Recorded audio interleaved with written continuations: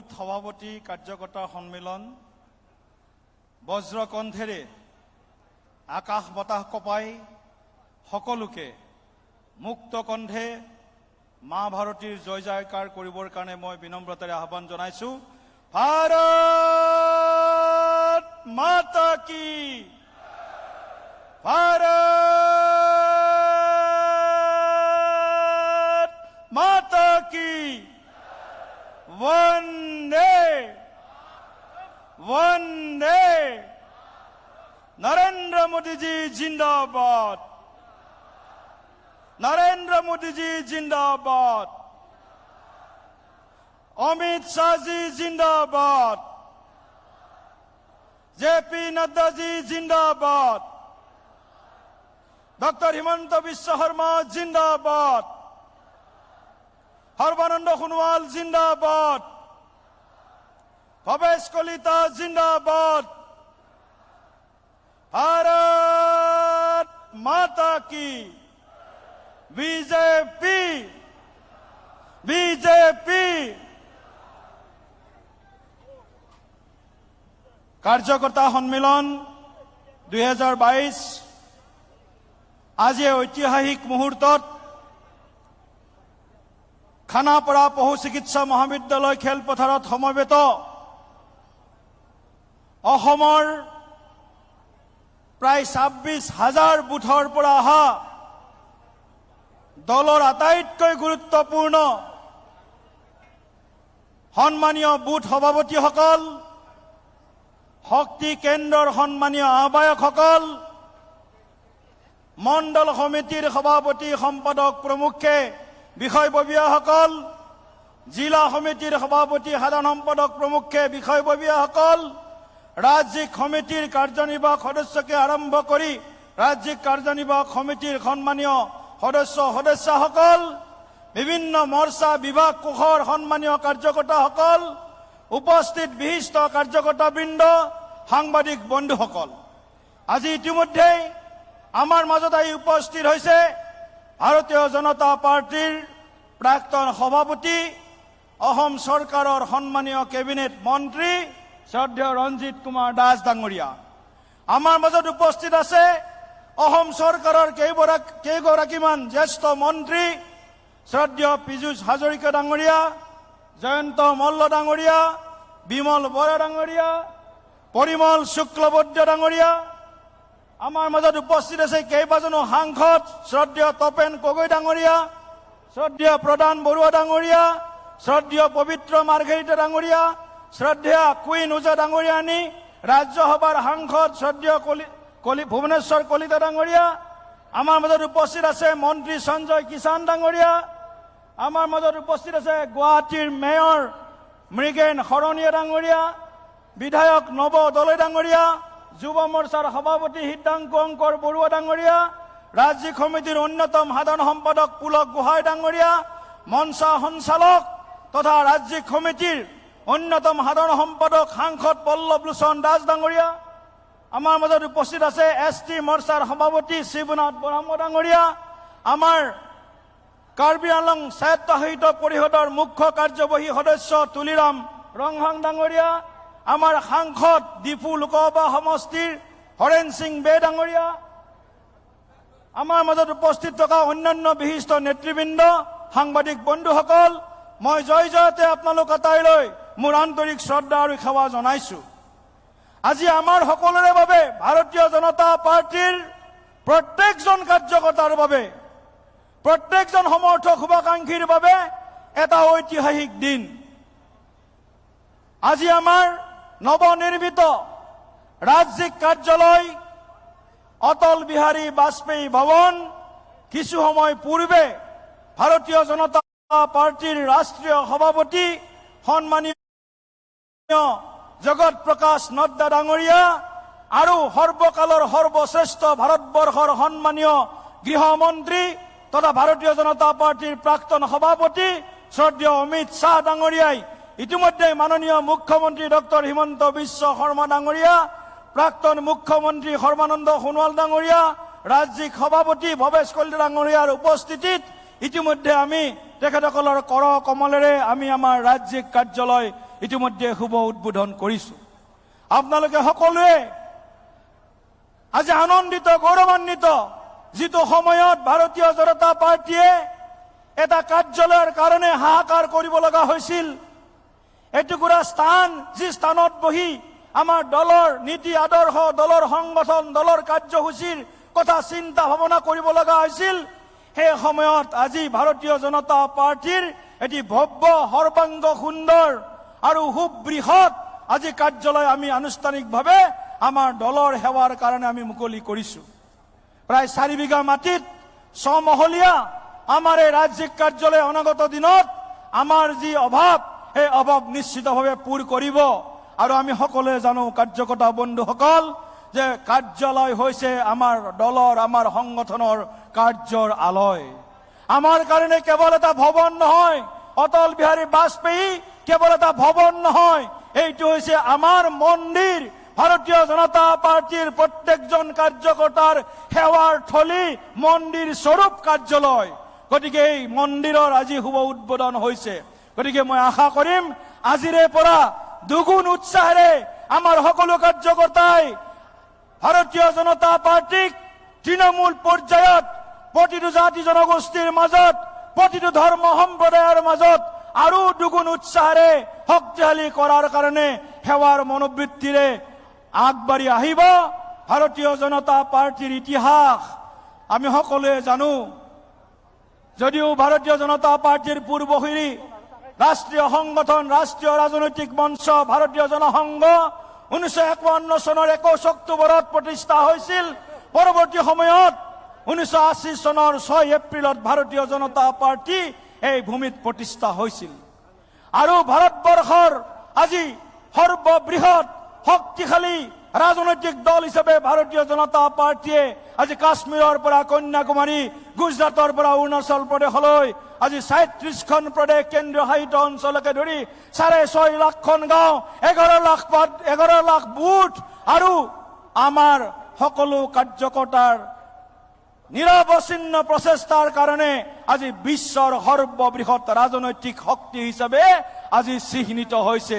আমি সকলোৱে সৌভাগ্যৱান যে আমি এনেকুৱা এটা ৰাষ্ট্ৰীয়তাবাদী ৰাজনৈতিক দলৰ কাৰ্যকৰ্তা, যি ৰাষ্ট্ৰীয়তাবাদী ৰাজনৈতিক বলে সদায় দেশক উৎকৃষ্ট বা দেশক সৰ্বোৎকৃষ্ট কৰাৰ কাৰণে নিৰন্তৰ প্ৰয়াস অব্যাহত আছে।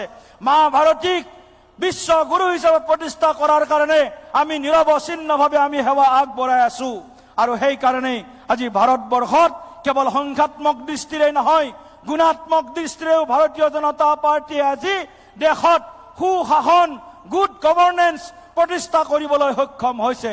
ভ্ৰষ্টাচাৰী, দুৰাচাৰী, বেবিচাৰী কংগ্ৰেছক আজি অপহৰণ কৰি ভাৰতবৰ্ষৰ 140 কোটি জনতাই ভাৰতীয় জনতা পাৰ্টীক সমৰ্থন কৰিছে, ভাৰতীয় জনতা পাৰ্টীক স্বতঃস্ফূৰ্তভাৱে আঁকোৱালি লৈছে।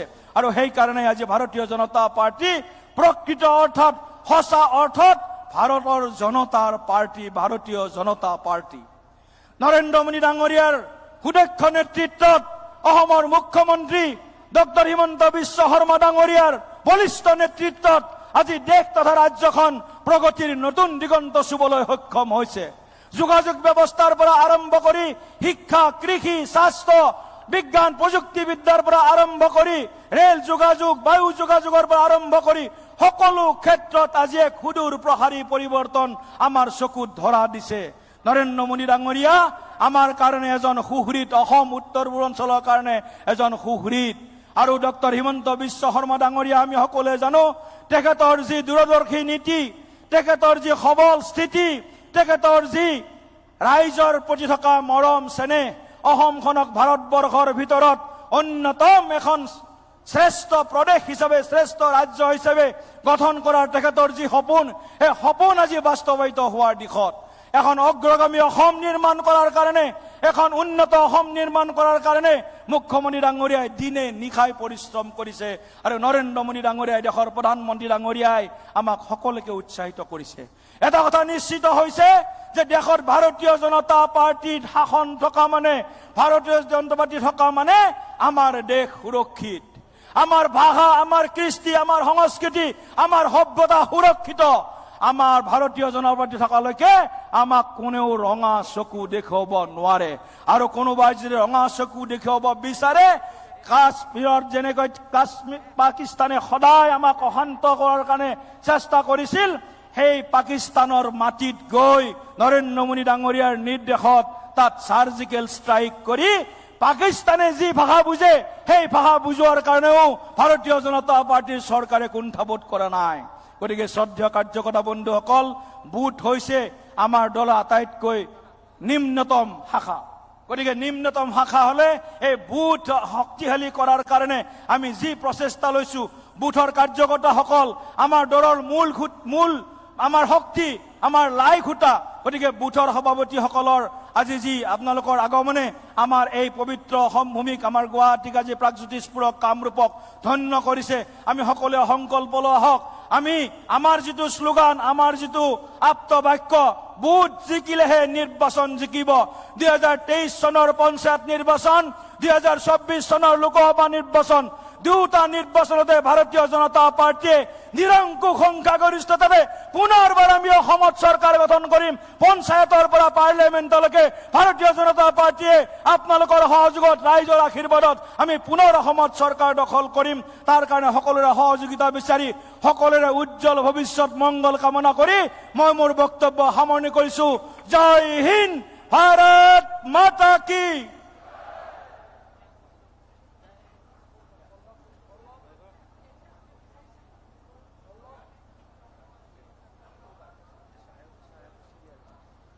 আমাৰ সন্মানীয় ৰাষ্ট্ৰীয় সাধাৰণ সম্পাদক সাংসদ দিলীপ শইকীয়া ডাঙৰীয়াক তেখেতৰ বহুমূলীয়া আৰু সাৱলীল বক্তব্যৰ বাবে আমি ধন্যবাদ জ্ঞাপন কৰিলোঁ, কৃতজ্ঞতা জ্ঞাপন কৰিলোঁ। আৰু অনাগত দিনত এনেকৈ আমাৰ সকলো কাৰ্যকৰ্তাক তেখেতে মাৰ্গদৰ্শন কৰিব। কিছু মুহূৰ্তৰ পিছতে আমাৰ মাজত আহি উপস্থিত হ'ব আমাৰ ৰাষ্ট্ৰীয় সভাপতি জগত প্ৰকাশ নাড্ডা ডাঙৰীয়া, মাননীয় গৃহমন্ত্ৰী অমিত শ্বাহ ডাঙৰীয়া, মাননীয় মুখ্যমন্ত্ৰী ডক্টৰ হিমন্ত বিশ্ব শৰ্মা ডাঙৰীয়া, ৰাজ্যিক সভাপতি ভৱেশ কলিতা ডাঙৰীয়া আৰু আমাৰ সৰ্বানন্দ সোণোৱাল ডাঙৰীয়াৰ লগতে আমাৰ সন্মানীয় আমাৰ নেতৃত্বসকল সকলো আহি কিছু মুহূৰ্তৰ পিছতে আমাৰ সভাকক্ষত আহি উপস্থিত হ'বহি। আমি সকলোকে তেখেতৰ অহাৰ সময়ত এজাউৰি হাত চাপৰিৰে উষ্ম আদৰণি জনাবলৈ আমি অনুৰোধ জনাম। আৰু আমাৰ যি সাংস্কৃতিক দল আছে তেখেতসকলকো সকলোকে প্ৰস্তুতি হৈ থাকিবৰ বাবে আমি অনুৰোধ জনাইছো। কেই মুহূৰ্তমানৰ পিছতে তেখেতসকল মঞ্চলৈ আহিব, আমি তেখেতসকলক সকলোৱে মিলি উষ্ম আদৰণি জনাম। কেই মুহূৰ্তৰ বাবে আপোনালোকক অপেক্ষা কৰিবলৈ আমি অনুৰোধ জনালো।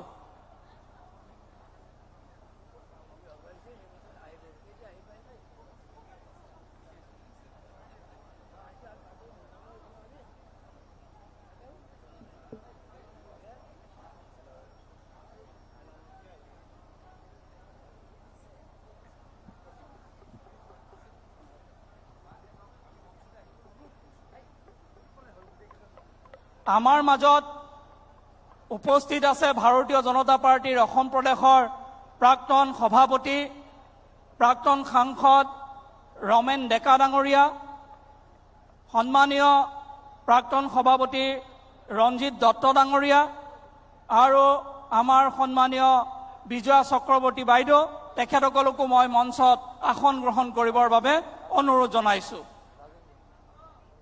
আমাৰ মাজত উপস্থিত আছে প্ৰাক্তন সভাপতি ৰাজেন গোহাঁই ডাঙৰীয়া, তেখেতকো মঞ্চত আসন গ্ৰহণ কৰিবৰ বাবে আমি বিনম্ৰতাৰে অনুৰোধ জনাইছো।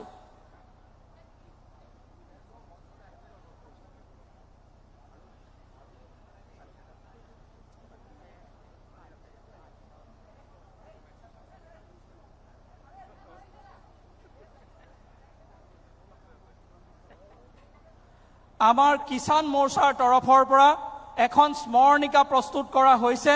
সেই স্মৰণিকাখন আমি এতিয়া ইয়াতে উন্মোচন কৰা হ'ব। আমি উন্মোচন কৰিবৰ বাবে আমাৰ মাজত উপস্থিত আছে আমাৰ প্ৰাক্তন ৰাজ্যিক সভাপতি তথা অসম চৰকাৰৰ মন্ত্ৰী ৰঞ্জিত কুমাৰ দাস ডাঙৰীয়া।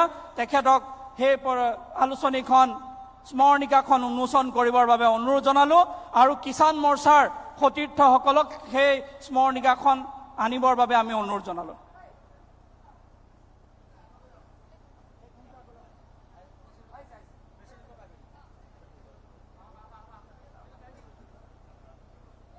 কিষাণ মৰ্চাৰ সন্মানীয় সভাপতি দেৱজিৎ বৰা ডাঙৰীয়া,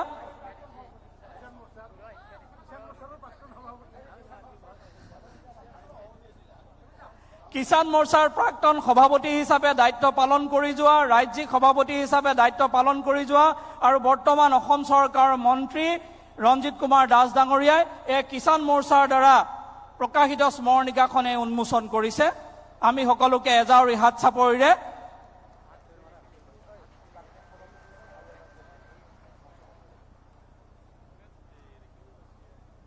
আমাৰ মাজত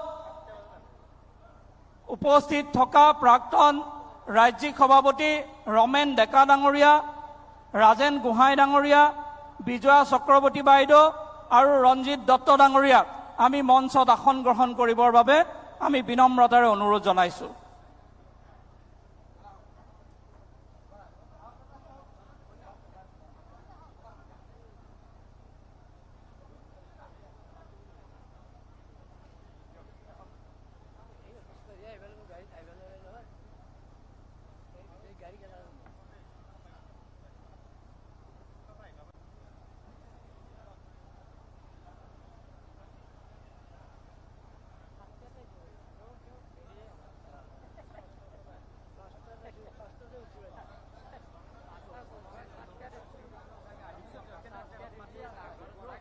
আমাৰ মাজত আহি উপস্থিত হৈছেহি আমাৰ কেন্দ্ৰীয় মন্ত্ৰী ৰামেশ্বৰ তেলী ডাঙৰীয়া, মন্ত্ৰী অশোক সিংঘল ডাঙৰীয়া, মন্ত্ৰী নন্দিতা গাৰ্লুচা বাইদেউ, ৰণোজ পেগু ডাঙৰীয়া, সকলোকে আমি উষ্ম আদৰণি জনাইছো আৰু এখন গামোচাৰে তেখেতসকলক সন্মান জনাবলৈ মই কাৰ্যকৰ্তাসকলক অনুৰোধ জনাইছো।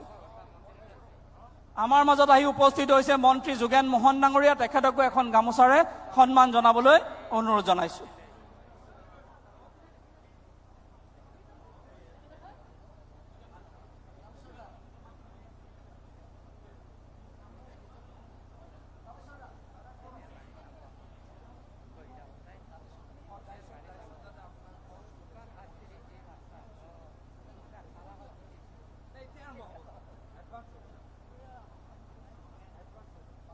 আমাৰ মাজত আহি উপস্থিত হোৱা আমাৰ সকলোৰে শ্ৰদ্ধাৰ কেন্দ্ৰীয় মন্ত্ৰী তথা ডিব্ৰুগড় লোকসভাৰ সন্মানীয় সাংসদ ৰামেশ্বৰ তেলী ডাঙৰীয়াক তেখেতৰ বহুমূলীয়া বক্তব্য দাঙি ধৰিবৰ বাবে বিনম্ৰতাৰে অনুৰোধ জনালো।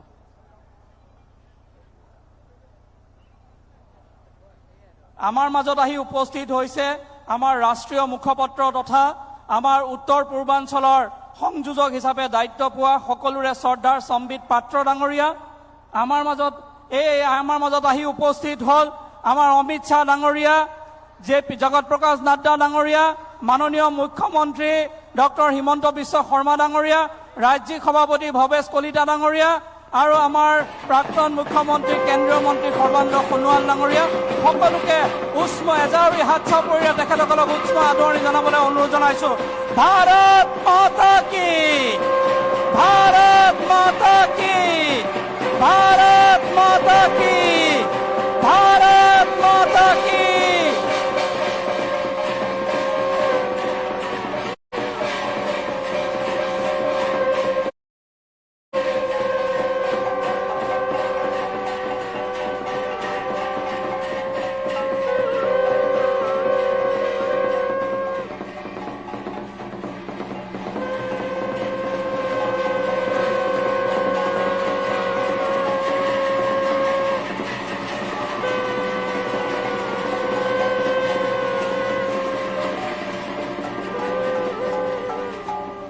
আজিৰ এই ঐতিহাসিক মুহূৰ্তত আমি সকলোৱে আজি সমবেত হৈছেহি আৰু আজি আমাৰ মাজত আমাক সকলোকে উৎসাহ বৃদ্ধি কৰিবৰ বাবে আমাৰ মাজত আহি উপস্থিত হৈছেহি আমাৰ ৰাষ্ট্ৰীয় সভাপতি জগত প্ৰকাশ নাড্ডা ডাঙৰীয়া আৰু বিশ্বৰ সকলোতকৈ ডাঙৰ ৰাষ্ট্ৰীয় দলৰ আজি সভাপতি হিচাপে আমাক তেখেতে নেতৃত্ব দিছে।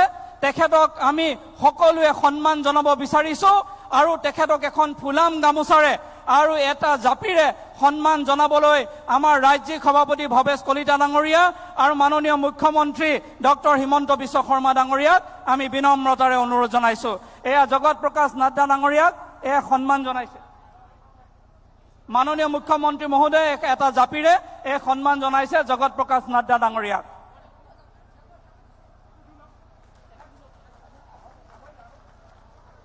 সকলোকে ভাৰত মাতা কি।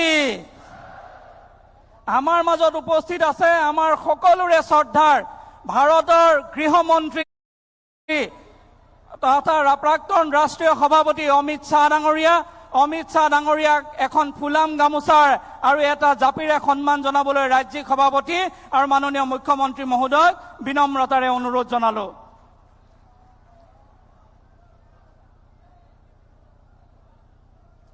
ভাৰত মাতা কি। ভাৰত মাতা কি। আমাৰ মাজত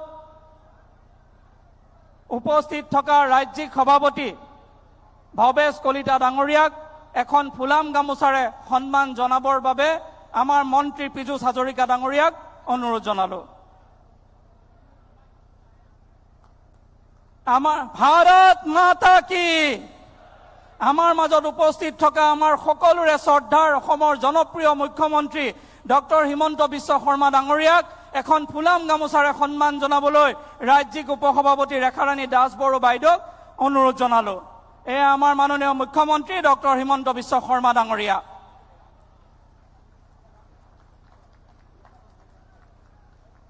আমাৰ মাজত উপস্থিত থকা আমাৰ কেন্দ্ৰীয় মন্ত্ৰী আৰু পাৰ্লিয়ামেণ্টাৰী বৰ্ডৰ সন্মানীয় সদস্য আমাৰ সকলোৰে শ্ৰদ্ধাৰ সৰ্বানন্দ সোণোৱাল ডাঙৰীয়া আমাৰ মাজত আহি উপস্থিত হৈছেহি।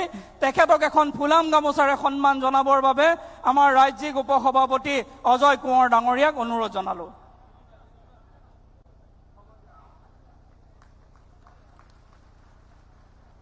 আমাৰ মাজত উপস্থিত আছে আমাৰ অসম প্ৰদেশৰ প্ৰভাৰী আৰু ভাৰতীয় জনতা পাৰ্টিৰ ৰাষ্ট্ৰীয় উপাধ্যক্ষ বেজেন জয় পাণ্ডা ডাঙৰীয়া। তেখেতক এখন ফুলাম গামোচাৰে সন্মান জনাবলৈ মই কাৰ্যকৰ্তাসকলক অনুৰোধ জনালো। আমাৰ মাজত উপস্থিত আছে আমাৰ সহপ্ৰভাৰী পৱন শৰ্মা ডাঙৰীয়া। পৱন শৰ্মা ডাঙৰীয়াকো এখন ফুলাম গামোচাৰে সন্মান জনাবলৈ অনুৰোধ জনালো। আমাৰ মাজত উপস্থিত আছে সম্বিত পাত্ৰ ডাঙৰীয়া, আমাৰ ৰাষ্ট্ৰীয় মুখপাত্ৰ তথা আমাৰ নৰ্থ ইষ্টৰ সংযোজক সম্বিত পাত্ৰ ডাঙৰীয়াকো এখন ফুলাম গামোচাৰে সন্মান জনাবলৈ অনুৰোধ জনালো।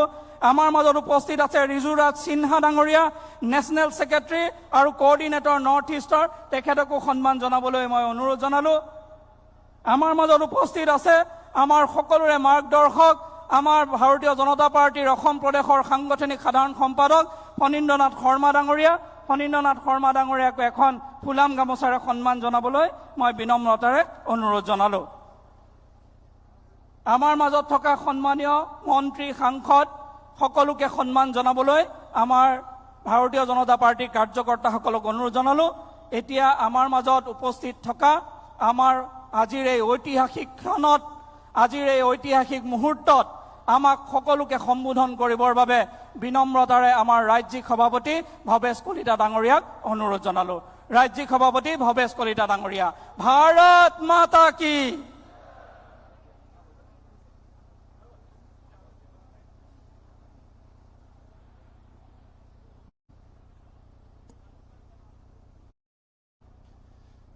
भारत माता की। भारत माता की। बीजेपी बीजेपी आदरणीय नरेंद्र मोदी जी, नरेंद्र मोदी जी, आदरणीय जेपी नड्डा जी, जेपी नड्डा जी, आदरणीय अमित शाह जी, आदरणीय अमित शाह जी, डॉक्टर हिमंत बिश्व शर्मा डांगरिया, डॉक्टर हिमंत बिश्व शर्मा डांगरिया, सर्बानंद सोनोवाल डांगरिया। भारत माता की। नमस्कार। আজি আমাৰ ভাৰতীয় জনতা পাৰ্টি অসম প্ৰদেশৰ নৱনিৰ্মিত ভৱন ভাৰতৰত্ন অটল বিহাৰী বাজপেয়ী ভৱনৰ যি শুভ উদ্বোধনী অনুষ্ঠান, এই শুভ উদ্বোধনী অনুষ্ঠানৰ লগত সংগতি ৰাখি আমি এক বিশাল কাৰ্যকৰ্তা সন্মিলন আয়োজন কৰিছিলোঁ। এই বিশাল কাৰ্যকৰ্তা সন্মিলনত আমাৰ সৈতে উপস্থিত থকা, আমাক মাৰ্গদৰ্শন দিবলৈ অহা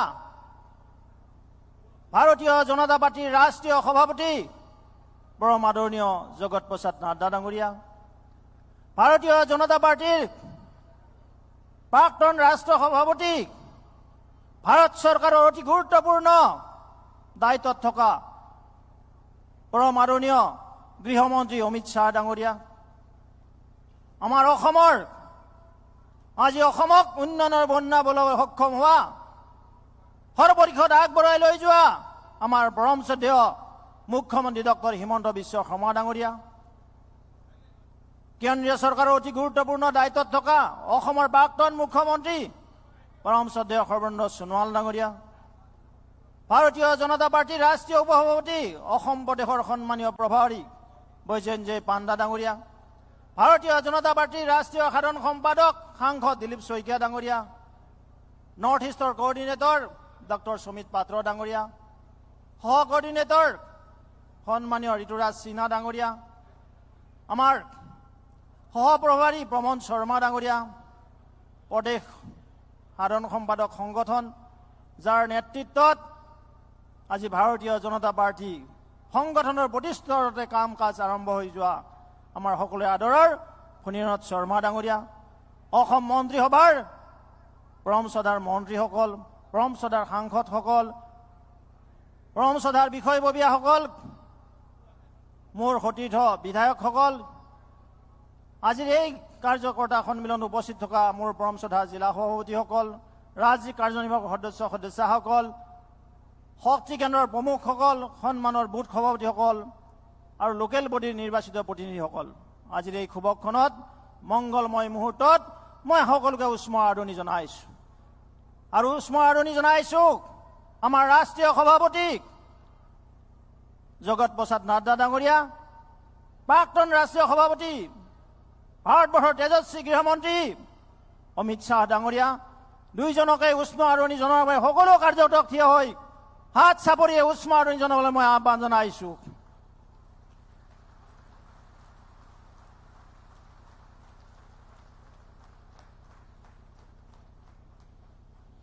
পৰম শ্ৰদ্ধাৰ কাৰ্যকৰ্তা বন্ধু বাইদেউসকল, 1980 চনৰ 6 এপ্ৰিলৰ পিছত ভাৰতীয় জনতা পাৰ্টীৰ কাম কাজ এই অসম ভূমিতো আৰম্ভ হৈছিল। এই উজন বজাৰৰ পৰা ৰাজগড়ৰ পৰা গণেশগুৰিৰ পিছত হেঙৰাবাৰী আৰু আজি আহি বৈশিষ্ট্য চাৰিআলিত আমি এটা সুন্দৰ কাৰ্যালয় পাবলৈ সক্ষম হৈছো।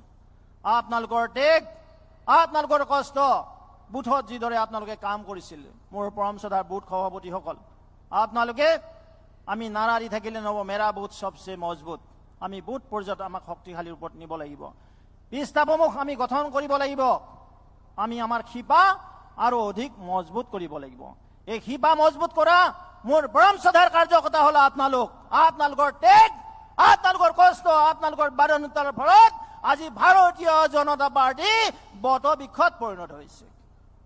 মহান কাৰ্যকৰ্তা বন্ধু বাইদেউসকল, আপোনালোকৰ ত্যাগৰ বিনিময়ত আমি 2016 চনত চৰকাৰ গঠন কৰিলো। সৰ্বানন্দ সোণোৱাল ডাঙৰীয়া আৰু ডক্টৰ হিমন্ত বিশ্ব শৰ্মা ডাঙৰীয়াৰ এই যুটিত আজি অসমত সকলো স্তৰতে আমি শাসন প্ৰশাসনত যাবলৈ সক্ষম হৈছো। আজি পঞ্চায়ত ভাৰতীয় জনতা পাৰ্টীৰ নেতৃত্বত, আজি মিউনিচিপালিটি ভাৰতীয় জনতা পাৰ্টীৰ নেতৃত্বত, আজি কাউন্সিল ভাৰতীয় জনতা পাৰ্টীৰ নেতৃত্বত। অকল অসম চৰকাৰ গঠন কৰা, ভাৰত চৰকাৰ গঠনতে আমি ক্ষান্ত থকা নাই। মোৰ বিনম্ৰতাৰে আগ্ৰহ, অহা যিমান নিৰ্বাচন আহিব, যোৱা এটা বছৰত আমি 5টাতকৈ অধিক উপ নিৰ্বাচনত বৃহৎ ব্যৱধানত জিতিবলৈ সক্ষম হৈছো আপোনালোকৰ ত্যাগ, আপোনালোকৰ কষ্টৰ কাৰণে। ভাৰতবৰ্ষৰ সন্মানীয় প্ৰধানমন্ত্ৰী নৰেন্দ্ৰ মোদী ডাঙৰীয়াৰ বলিষ্ঠ নেতৃত্বত আজি আমাৰ দেশ ব্ৰহ্মবিভক্ষীল ৰাষ্ট্ৰলৈ পৰিণত হ'বলৈ গৈছে। আজি ভাৰতবৰ্ষ বিশ্বগুৰু আসনত স্থাপিত হৈছে। ইউএনৰ সভাত সভাপতিত্ব কৰিবলৈ সক্ষম হৈছে নৰেন্দ্ৰ মোদী ডাঙৰীয়াই। আজি দেশৰ আন্তঃগাঁথনি, ইণ্টাৰনেশ্যনেল কমিউনিটিৰ লগত যিটো সম্পৰ্ক, এই সম্পৰ্ক যদি কোনোবাই ছাকচেছ হ'বলৈ সক্ষম হৈছে, সেয়া হৈছে নৰেন্দ্ৰ মোদী ডাঙৰীয়া। আজি নৰেন্দ্ৰ মোদী ডাঙৰীয়াৰ বিচক্ষণতাত, সফল নেতৃত্বত আজি ভাৰতবৰ্ষ বিশ্বৰ এক শক্তিশালী ৰূপান্তৰ হ'বলৈ সক্ষম হৈছে। ঠিক তেনেদৰে আজি অসমতো ডক্টৰ হিমন্ত বিশ্ব শৰ্মা ডাঙৰীয়াৰ নেতৃত্বত আজি অসমৰ সকলো দিশত সৰ্বদিশতে আজি অসম উন্নতৰ পৰা উন্নতৰলৈ আগবাঢ়িছে। এমপ্লয়মেণ্টতে হওক, মই সকলোকে এটা ধন্যবাদ দিছোঁ, সকলোৱে এটা হাত তালি দিবলৈ। 1 লাখ নিবনুৱাক যদি চাকৰি দিবলৈ কোনোবা পাৰিছিল, সেয়া ডক্টৰ হিমন্ত বিশ্ব শৰ্মা ডাঙৰীয়াক। বহুতে কৈছে মিছন বসুন্ধৰাৰ প্ৰথম ফেজত 8 লক্ষতকৈ অধিক মোৰ পৰম শ্ৰদ্ধাৰ খিলঞ্জীয়াসকলে মাটিৰ পট্টা নহয় সেটেলমেণ্ট পাবলৈ সক্ষম হৈছে ডক্টৰ হিমন্ত বিশ্ব শৰ্মা ডাঙৰীয়াৰ বলিষ্ঠ নেতৃত্বৰ কাৰণে। তাতোকৈ বৰ বিষ যি ড্ৰাগছৰ নিচিনা উঠি অহা প্ৰজন্মক ধ্বংসলৈ লৈ গৈছিল, তাৰ পৰা যদি আমাৰ মাতৃ পিতৃৰ সেই সুঠাম ডেকা ল'ৰা, সেই যুৱ সমাজক যদি উদ্ধাৰ কৰিবলৈ সক্ষম হৈছে ডক্টৰ হিমন্ত বিশ্ব শৰ্মা ডাঙৰীয়াই। অকল শাসন প্ৰশাসনে নহয়, সকলো ক্ষেত্ৰত ত্বৰান্বিত কৰাই নহয়, এখন সুন্দৰ সমাজ, যিখন সমাজত ইংৰাজীত কৈছে ৰেছপেক্ট টু ইচ আদাৰ, পৰস্পৰে পৰস্পৰৰ প্ৰতি শ্ৰদ্ধা, পৰস্পৰে পৰস্পৰৰ প্ৰতি ভক্তি, এই ভক্তি আৰু শ্ৰদ্ধা লৈ আজি অসমত শাসন প্ৰশাসন চলি আছে। মোৰ পৰম শ্ৰদ্ধাৰ কাৰ্যকৰ্তা বন্ধু বাইদেউসকল, চৰকাৰে সুন্দৰ কাম কৰি আছে, কিন্তু আমি কাৰ্যকৰ্তা হিচাপে চৰকাৰৰ যি জনহিতৰ আঁচনি, সেই দৰিদ্ৰ নাৰায়ণক সেৱা কৰাৰ আঁচনি আমি ৰূপায়ণ কৰাৰ কাৰণে আমি প্ৰতিজন কাৰ্যকৰ্তাই বদ্ধপৰিকৰ হ'ব লাগিব। পণ্ডিত দীনদয়াল উপাধ্যায়জীয়ে আমাক দৰ্শন দি থৈ গৈছে, আমি আইডিঅলজিকেল আমাৰ আইডিঅলজি আছে যে সমাজৰ আটাইতকৈ শেষত থকা ব্যক্তিক আমি সহায়ৰ হাত আগবাঢ়িব লাগিব। যিদৰে আয়ুষ্মান ভাৰত, অটল অমৃত অভিযান, অৰুণোদয় আঁচনি, অৰুন্ধতী আঁচনি, দীনদয়াল দিব্যাংগ আঁচনি, এই আঁচনি আমি সফলভাৱে জনতাৰ মাজত লৈ যাব লাগিব। তেতিয়াহে পৰম পূজনীয় সেই মহান ব্যক্তিসকলক আমি স্মৰণ কৰা হ'ব, নমন কৰা হ'ব, তেখেতসকলক সন্মান কৰা হ'ব। আজি ইতিমধ্যে জানে, আমি সকলো অৱগত যে অটলজীৰ নেতৃত্বত 1980 চনৰ 6 এপ্ৰিলত যি ভাৰতীয় জনতা পাৰ্টি গঠন হৈছিল, আজি অসম ভাৰতত আজি বটবৃক্ষত পৰিণত হৈছে। সেই মহান পণ্ডিত অটলজীক আমি শ্ৰদ্ধাৰে স্মৰণ কৰিছোঁ। তেৰাৰ আশীৰ্বাদ লৈ আগন্তুক দিনত আৰু অধিক শক্তিশালী ৰূপত আমি ভাৰতীয় জনতা পাৰ্টি জনতা জনাৰ্দনৰ কাৰণে লৈ যাব লাগিব। মই দীঘলীয়া ভাষণ নিদিওঁ, আমাৰ মুখ্য অতিথিক পৰম শ্ৰদ্ধেয় JP নাড্ডা ডাঙৰীয়া, পৰম শ্ৰদ্ধেয় অমিত শ্বাহ ডাঙৰীয়া, মাননীয় মুখ্যমন্ত্ৰী হিমন্ত বিশ্ব শৰ্মা ডাঙৰীয়া, কেন্দ্ৰীয় মন্ত্ৰী সৰ্বানন্দ সোণোৱাল ডাঙৰীয়া, এখেতসকলে ভাষণ ৰাখিব। মই বিনম্ৰতাৰে অনুৰোধ জনাইছোঁ, সভাৰ শেষ পংক্তিলৈকে আপোনালোক উপস্থিত থাকি আজিৰ এই কাৰ্যকৰ্তা সন্মিলন আপোনালোকে উপস্থিত থাকি আমাক যি প্ৰেৰণা দিছে, আমাক যি সঁহাৰি দিছে, তাৰ বাবে পুনৰ মই সকলোকে ধন্যবাদ দিছোঁ, সকলোকে নমস্কাৰ জনাইছোঁ। বলো ভাই ভাৰত মাতা কি, ভাৰত মাতা কি, জয় জয় শ্ৰীৰাম। ধন্যবাদ, নমস্কাৰ। আমাৰ আটাইৰে শ্ৰদ্ধাৰ ভাৰতীয় জনতা পাৰ্টীৰ অসম প্ৰদেশৰ সন্মানীয় ৰাজ্যিক সভাপতি বিধায়ক আমাৰ ভৱেশ কলিতা ডাঙৰীয়াই যি আমাক সকলোকে মাৰ্গদৰ্শন কৰিলে, আমাক অনুপ্ৰাণিত কৰিলে, তেখেতৰ নেতৃত্বৰে এনেকৈ ভাৰতীয় জনতা পাৰ্টি শক্তিশালী হওক, আমাক এনেকৈ তেওঁ নেতৃত্ব দিয়ক, তাকে কামনা কৰিলোঁ আৰু তেখেতক আমি ধন্যবাদৰ কৃতজ্ঞতা জ্ঞাপন কৰিলোঁ। এতিয়া আমি আমন্ত্ৰণ কৰিব বিচাৰিছোঁ আমাৰ সকলোৰে শ্ৰদ্ধাৰ ভাৰত চৰকাৰৰ মন্ত্ৰী, কেন্দ্ৰীয় মন্ত্ৰী আৰু পাৰ্লিয়ামেণ্টাৰী বোৰ্ডৰ সদস্য হিচাপে আমাক সকলোকে গৌৰৱান্বিত কৰা প্ৰাক্তন মুখ্যমন্ত্ৰী সৰ্বানন্দ সোণোৱাল ডাঙৰীয়াক, তেখেতক আমাৰ সকলোকে সম্বোধন কৰিবৰ বাবে বিনম্ৰতাৰে অনুৰোধ জনালোঁ।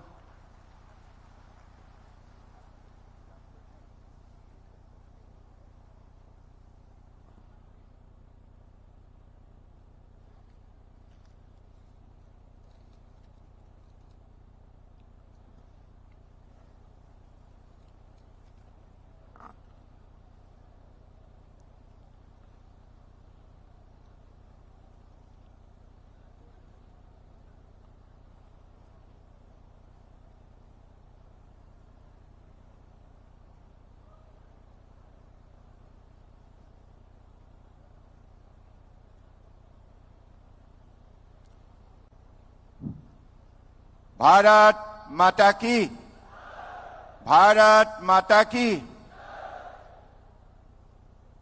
আজিৰ এই কাৰ্যকৰ্তা সন্মিলনত উপস্থিত থকা আমাৰ ভাৰতীয় জনতা পাৰ্টি অসম প্ৰদেশৰ আমন্ত্ৰণ স্বীকাৰ কৰি আমাক উৎসাহিত কৰিবলৈ অহা ভাৰতীয় জনতা পাৰ্টিৰ ৰাষ্ট্ৰীয় সমিতিৰ মাননীয় অধ্যক্ষ পৰম শ্ৰদ্ধেয় জে.পি. নাড্ডা ডাঙৰীয়া, ভাৰতবৰ্ষৰ বলিষ্ঠ আৰু দক্ষতা সম্পন্ন কঠোৰ পৰিশ্ৰমী গৃহমন্ত্ৰী পৰম শ্ৰদ্ধাৰ অমিত শ্বাহ ডাঙৰীয়া, অসম চৰকাৰৰ জনপ্ৰিয় মুখ্যমন্ত্ৰী ডক্টৰ হিমন্ত বিশ্ব শৰ্মা ডাঙৰীয়া, আজি এই অনুষ্ঠানত উপস্থিত থকা অসম প্ৰদেশৰ প্ৰভাৰী বিজে পাণ্ডা ডাঙৰীয়া, সহপ্ৰভাৰী প্ৰবন শৰ্মা ডাঙৰীয়া, উত্তৰ পূৰ্বাঞ্চলৰ সংগঠনৰ দায়িত্বত থকা সঞ্বিত পাত্ৰ ডাঙৰীয়া, ঋতুৰাজ শৰ্মা ডাঙৰীয়া আৰু আমাৰ মাজত উপস্থিত থকা মাননীয় ফণীন্দ্ৰনাথ শৰ্মা ডাঙৰীয়া আৰু এই অনুষ্ঠানৰ প্ৰধান উদ্যোক্তা আমাৰ দলক গতিশীল নেতৃত্ব দিয়া অসম প্ৰদেশৰ মাননীয় সভাপতি ভৱেশ কলিতা ডাঙৰীয়া, উপস্থিত মাননীয় কেন্দ্ৰীয় মন্ত্ৰী ৰামেশ্বৰ তেলী ডাঙৰীয়া,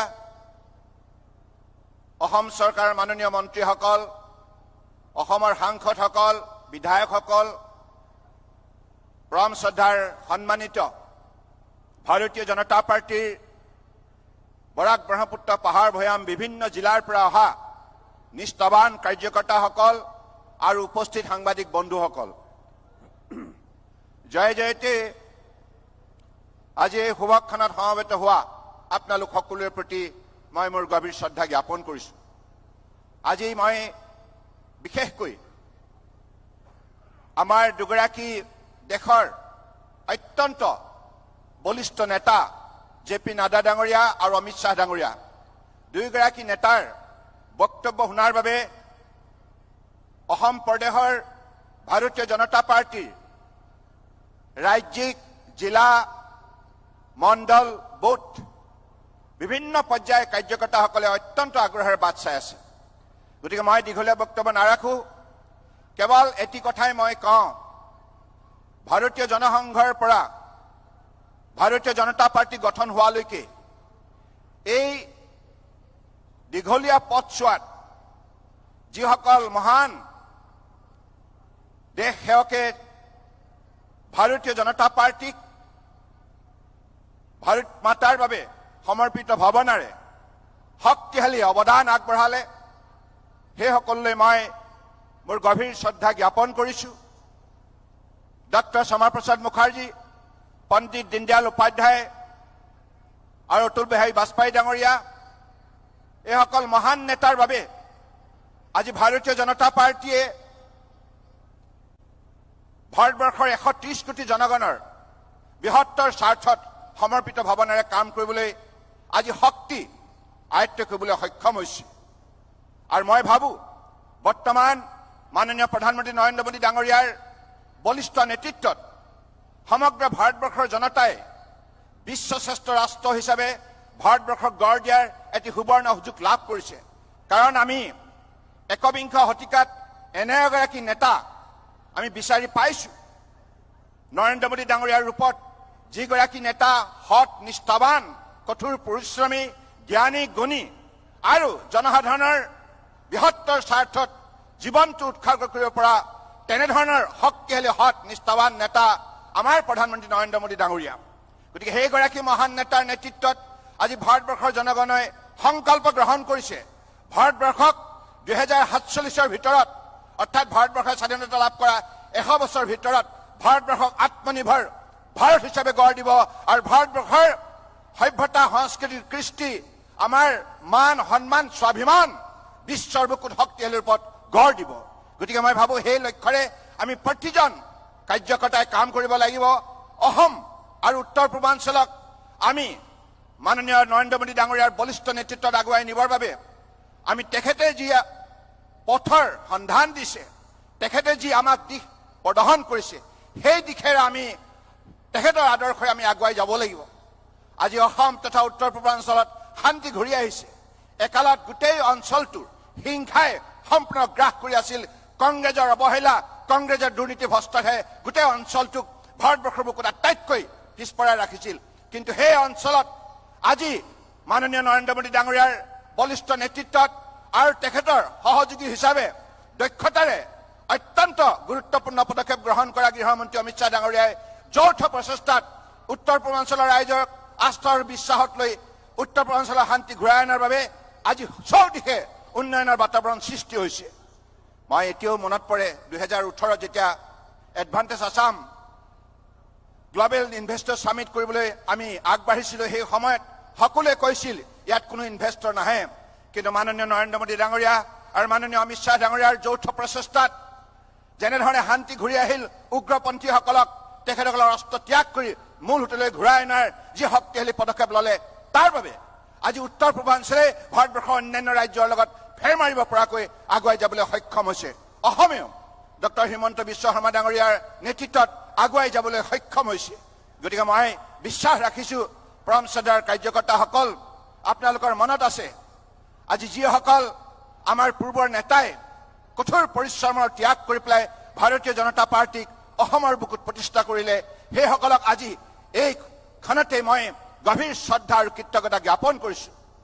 আজি তেখেতসকলৰ মহৎ প্ৰচেষ্টাত আজি ভাৰতবৰ্ষৰ বুকুত, আজি অসমৰ বুকুত ভাৰতীয় জনতা পাৰ্টীয়ে যেনেধৰণে মানুহৰ হৃদয়ত এটা সুকীয়া স্থান নিৰ্মাণ কৰিবলৈ সক্ষম হৈছে। গতিকে সেইসকল প্ৰাক্তন সভাপতি, প্ৰাক্তন বিভিন্ন ধৰণৰ পদাধিকাৰী আৰু প্ৰাক্তন কাৰ্যকৰ্তাক মই আজি এই সুযোগতে শ্ৰদ্ধাৰে কৃতজ্ঞতা জ্ঞাপন কৰিছো। আজি অতুল বিহাৰী বাজপেয়ী ভৱন, নতুন যিটো আমাৰ ভৱন উদ্বোধন কৰা হ'ল, এই উদ্বোধন কৰাৰ বাবে জে.পি. নাড্ডা ডাঙৰীয়া আৰু অমিত শ্বাহ ডাঙৰীয়াকো ধন্যবাদ জনাইছো। আপোনালোকৰ মনত আছে 2019 চনত যেতিয়া এই অভাজন মুখ্যমন্ত্ৰী হিচাপে আপোনালোকৰ সহযোগত কাম কৰাৰ সুযোগ লাভ কৰিছিলো, আৰু তেতিয়াৰ পৰাই আমি যেতিয়া আধাৰশিলা স্থাপন কৰিলো মাননীয় অমিত শ্বাহ ডাঙৰীয়াৰ দিহা পৰামৰ্শৰ ভিত্তিত, সহযোগিতাৰ ভিত্তিত, আৰু তেতিয়াৰ পৰাই এই ভৱন নিৰ্মাণ কাম আৰম্ভ হ'ল। আৰু আজি ডক্টৰ হিমন্ত বিশ্ব শৰ্মা ডাঙৰীয়া আৰু ভৱেশ কলিতা ডাঙৰীয়াই আপোনালোক সকলোৰে সহযোগত এই কাম সম্পূৰ্ণ কৰিলে। মই তেখেতসকলকো ধন্যবাদ জনাইছো। গতিকে মই আৰু বেছি দীঘলীয়া বক্তব্য নাৰাখো। এটাই কথা, মই এতিয়া এই কথাবিলাক ভাবিলে ভাল লাগে। মই যেতিয়া দলত প্ৰৱেশ কৰিছিলো 2011ত, তেতিয়া ভাৰতীয় জনতা পাৰ্টি ভোট শ্বেয়াৰ আছিলে 8%, ছিংগল ডিজিট। আৰু আজি সেই ভাৰতীয় জনতা পাৰ্টি আপোনালোকৰ কাৰ্যকৰ্তাসকলৰ, আপোনালোকে কৰা কঠোৰ পৰিশ্ৰম ত্যাগৰ বাবে আজি আমি মন্ত্ৰী হৈছো, আমি বিভিন্ন পদবীত অধিষ্ঠিত হৈছো। গতিকে মই ভাবো এই সফলতাৰ অন্তৰত আপোনালোকৰ শতকৰা 100% অৱদান আছে। গতিকে আপোনালোক ধন্য হওক, আপোনালোক কঠোৰ পৰিশ্ৰমী হওক, অসমীয়া আইক ভাৰতবৰ্ষৰ বুকুত শক্তিশালী কৰাৰ আপোনালোকে সংকল্প লওক। অসম শক্তিশালী হবে, ভাৰত শক্তিশালী হ'ব। অসম শক্তিশালী, উত্তৰ পূৰ্বাঞ্চল শক্তিশালী হলে ভাৰত শক্তিশালী হ'ব। আৰু তেতিয়াই মাননীয় মোদী ডাঙৰীয়াৰ টিম ইণ্ডিয়া শক্তিশালী কৰি বিশ্বজয় কৰাৰ বাবে আমি অগ্ৰসৰ হ'ম। এইখিনি কথাকে কৈ মই মোৰ বক্তব্য সামৰিলো। পুনৰবাৰ আপোনালোক সকলোৰে প্ৰতি শ্ৰদ্ধা আৰু কৃতজ্ঞতা জ্ঞাপন কৰি আগন্তুক দিনত আপোনালোকে এনেধৰণৰ সঁহাৰি বহাল থাকিব বুলি মই আশা ৰাখি মই মোৰ বক্তব্য সামৰিলো। ধন্যবাদ। ভাৰত মাতা কি, ভাৰত মাতা কি, ভাৰত মাতা কি। ধন্যবাদ। আমাৰ আটাইৰে শ্ৰদ্ধাৰ কেন্দ্ৰীয় মন্ত্ৰী সৰ্বানন্দ সোণোৱাল ডাঙৰীয়াক আমি ধন্যবাদ আৰু কৃতজ্ঞতা জ্ঞাপন কৰিলোঁ তেখেতৰ সাৱলীল বক্তব্যৰ বাবে আৰু তেখেতৰ পৰামৰ্শ তথা মাৰ্গদৰ্শনৰ বাবে, আৰু তেখেতৰ দীৰ্ঘায়ু আমি কামনা কৰিলোঁ। আমাৰ মাজত উপস্থিত থকা আমাৰ আটাইৰে শ্ৰদ্ধাৰ, আমাৰ আদৰ্শ আৰু প্ৰেৰণাৰ প্ৰতীক অসম চৰকাৰক নেতৃত্ব দিয়া অসমৰ জনপ্ৰিয় মুখ্যমন্ত্ৰী ডক্টৰ হিমন্ত বিশ্ব শৰ্মা ডাঙৰীয়াক আমি আমন্ত্ৰণ জনাইছোঁ তেখেতৰ বক্তব্য দিবৰ বাবে। এয়া ডক্টৰ হিমন্ত বিশ্ব শৰ্মা ডাঙৰীয়া, মাননীয় মুখ্যমন্ত্ৰী।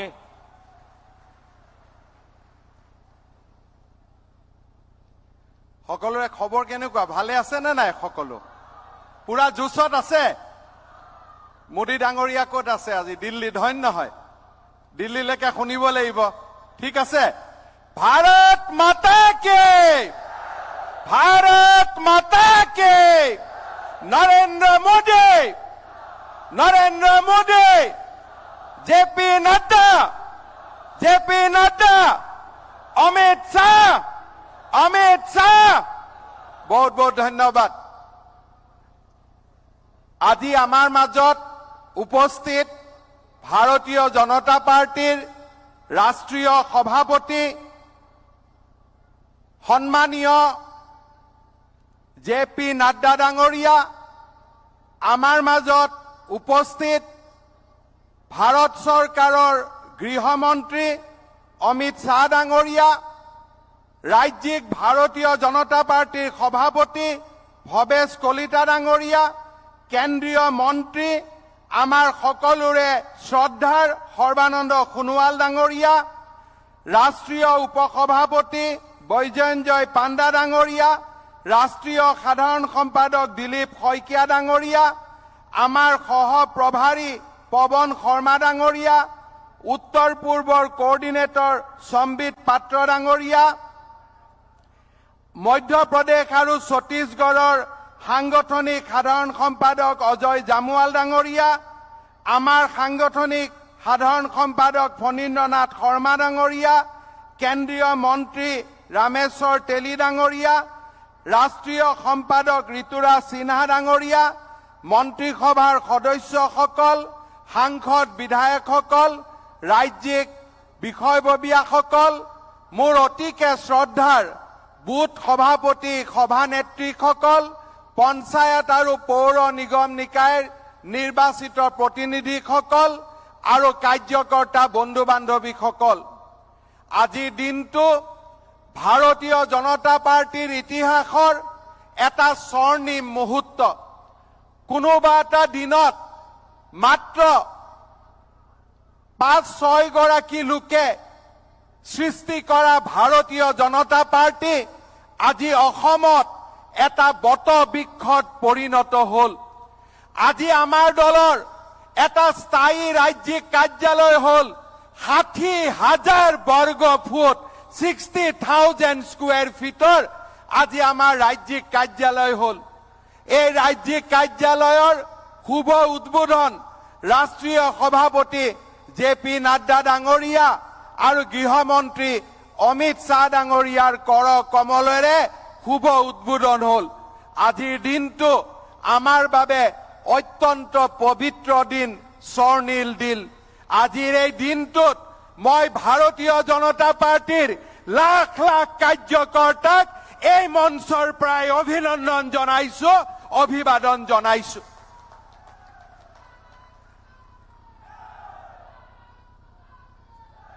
শ্ৰদ্ধাৰ কাৰ্যকৰ্তা বন্ধু বান্ধৱীসকল, আজিৰ এই ঐতিহাসিক মুহূৰ্তত এই পবিত্ৰ স্থানৰ পৰা মা কামাখ্যা আৰু মহাপুৰুষ শ্ৰীমন্ত শংকৰদেৱৰ এই পবিত্ৰ ভূমিৰ পৰা প্ৰধানমন্ত্ৰী নৰেন্দ্ৰ মোদী ডাঙৰীয়াক আমি কৃতজ্ঞতা আৰু আমাৰ অভিনন্দন জনাইছো। মোদী ডাঙৰীয়াৰ মাৰ্গদৰ্শন, আদৰ্শ, কৰ্তব্যনিষ্ঠা আৰু দূৰদৃষ্টিয়ে আজি বিজেপি দলক এক আদৰ্শ দলত পৰিণত কৰিছে আৰু ভাৰতবৰ্ষক বিশ্বগুৰুত পৰিণত কৰিছে। আজি তেখেতৰ কৰ্ম কৌশলতাই বিজেপি নেতৃত্বাধীন কেন্দ্ৰীয় চৰকাৰখনক এক জনহিতৈষী আৰু জনকল্যাণৰ প্ৰতি সদা উৎসৰ্গিত এখন চৰকাৰলৈ পৰিগণিত কৰিছে। আজি আমাৰ বাবে গৌৰৱৰ বিষয় যে এই ঐতিহাসিক দিনটোত আমাৰ মাজত ৰাষ্ট্ৰীয় সভাপতি নাড্ডা ডাঙৰীয়া আৰু অমিত শ্বাহ ডাঙৰীয়া উপস্থিত আছে। শ্ৰদ্ধাৰ কাৰ্যকৰ্তা বন্ধু বান্ধৱীসকল, অসমক ৰক্ষা কৰা, ভাৰতবৰ্ষক ৰক্ষা কৰা আমাৰ আটাইতকৈ দায়িত্ব আৰু কৰ্তব্য। PFIৰ দৰে সাম্প্ৰদায়িক সংগঠনে আমাৰ দেশৰ সংস্কৃতিৰ প্ৰতি ভাবুকি আনিছিল। কেন্দ্ৰীয় গৃহমন্ত্ৰী অমিত শ্বাহ ডাঙৰীয়াৰ সবল নেতৃত্বত যোৱা কেইদিনমান আগতে PFIক অবৈধ সংগঠন হিচাপে ঘোষণা কৰা হ'ল। আমি প্ৰধানমন্ত্ৰী নৰেন্দ্ৰ মোদী ডাঙৰীয়া আৰু গৃহমন্ত্ৰী অমিত শ্বাহ ডাঙৰীয়াক বহুত বহুত ধন্যবাদ জনাইছো আৰু প্ৰতিজ্ঞা কৰিছো অসমৰ এই পবিত্ৰ ভূমিৰ পৰা আমি মৌলবাদী সংগঠনক সম্পূৰ্ণৰূপে উৎখাত কৰিম। সেই সংকল্প আজি আমি আকৌ এবাৰ গ্ৰহণ কৰিছো।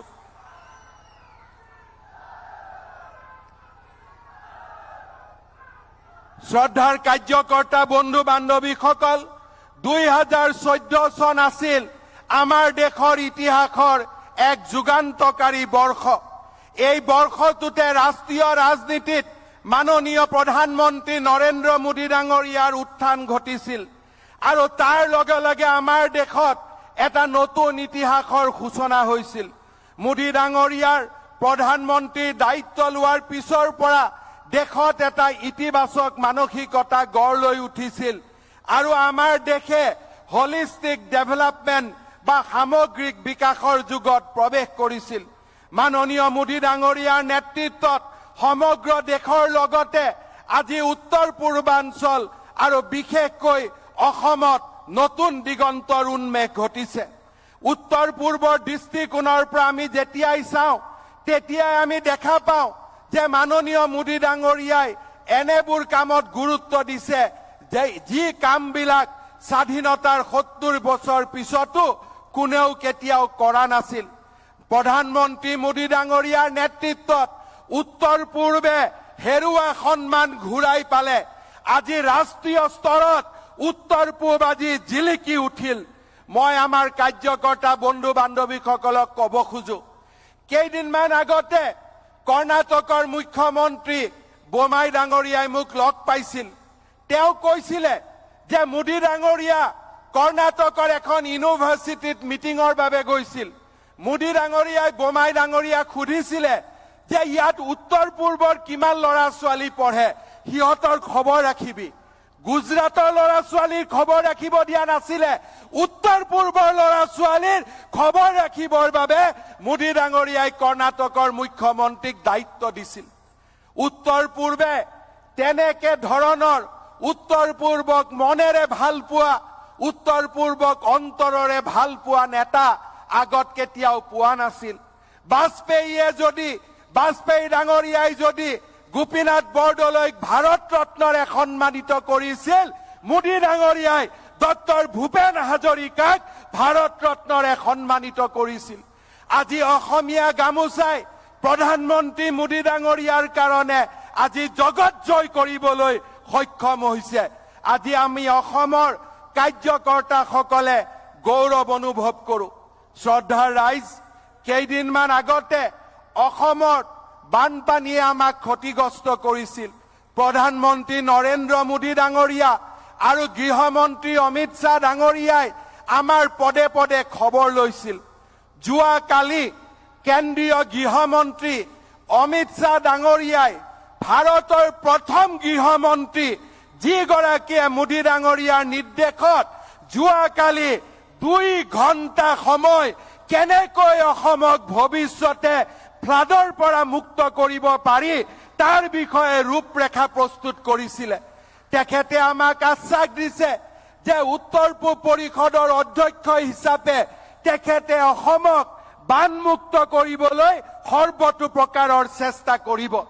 আজি আমি সেই ধৰণৰ নতুন দিগন্তত আমি ভৰি দিছো।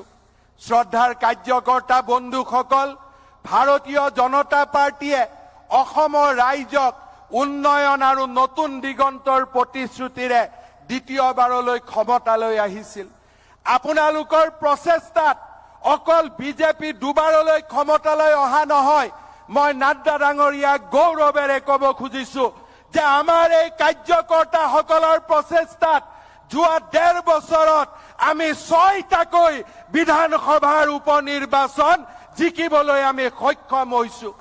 কাৰ্বি আলঙত ইলেকশ্যন হৈছিলে, 26টা সিটৰ ভিতৰত 26টাতেই ভাৰতীয় জনতা পাৰ্টি জিকিবলৈ সক্ষম হৈছিল।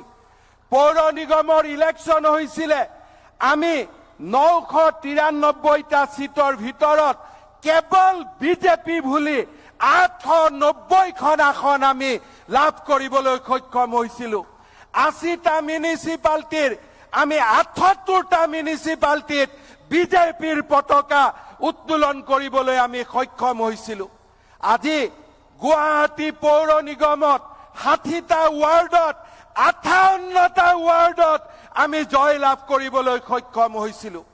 কাৰ্যকৰ্তা বন্ধুসকল, আজি আমি প্ৰতিজ্ঞা ল'ম। অসমত 14টা লোকসভাৰ নিৰ্বাচন আহি আছে। প্ৰধানমন্ত্ৰী নৰেন্দ্ৰ মোদী ডাঙৰীয়া আকৌ এবাৰ প্ৰধানমন্ত্ৰী হোৱাত উত্তৰ পূৰ্বৰ পৰা আমি আমাৰ সৰ্বতো প্ৰকাৰৰ বৰঙণি আগবঢ়াব লাগিব। কাৰ্যকৰ্তা বন্ধু বান্ধৱীসকল, অসমত 14টা লোকসভাৰ স্থান আছে। আপোনালোকে নিশ্চিত কৰি লওক, যোৱাবাৰ আমি 9টাত জিকিছিলো, এইবাৰ আমি অতি কমেও 12টা সিটত আমি জিকিব লাগিব, আমি বিজয়ী হ'ব লাগিব। পাৰিম নে নাই? পাৰিম নে নাই? আমাৰ জোচ আছে নে নাই? পাৰিম নে নাই? নৰেন্দ্ৰ মোদী আজি আমাৰ সংকল্পৰ সভা, আজি আমাৰ প্ৰতিজ্ঞাৰ সভা। লোকসভা নিৰ্বাচনলৈকে আমি ক্ষান্ত নহওঁ।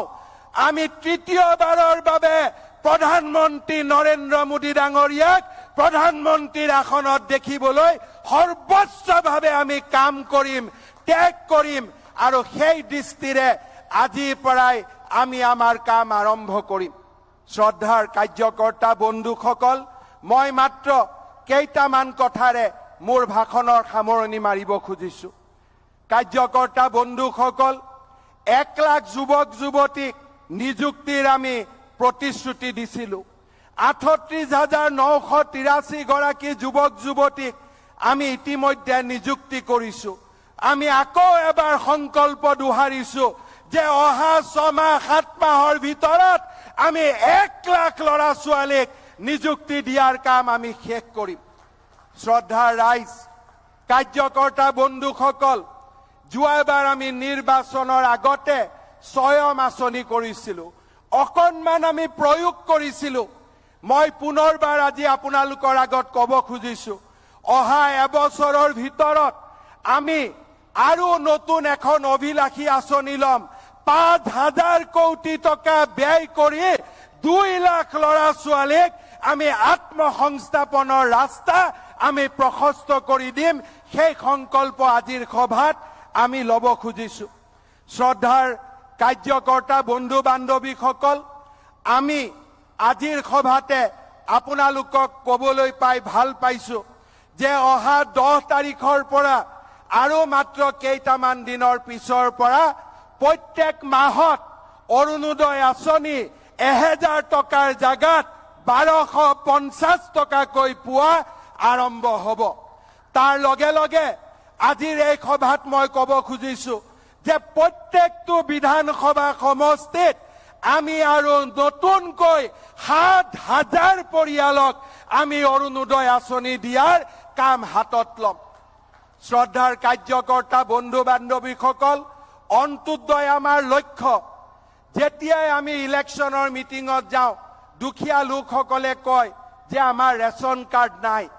আজিৰ সভাত আমি সিদ্ধান্ত ল'ম, আজিৰ সভাত আমি প্ৰতিজ্ঞাবদ্ধ হ'ম যে অহা 6 মাহৰ ভিতৰত আমি আৰু 50 লাখ ব্যক্তিক আমি ৰেচন কাৰ্ড দিম, বিনামূলীয়াৰ চাউল দিম। সেই সিদ্ধান্ত আজি আমি ৰাইজৰ আগত ক'ব খুজিছো।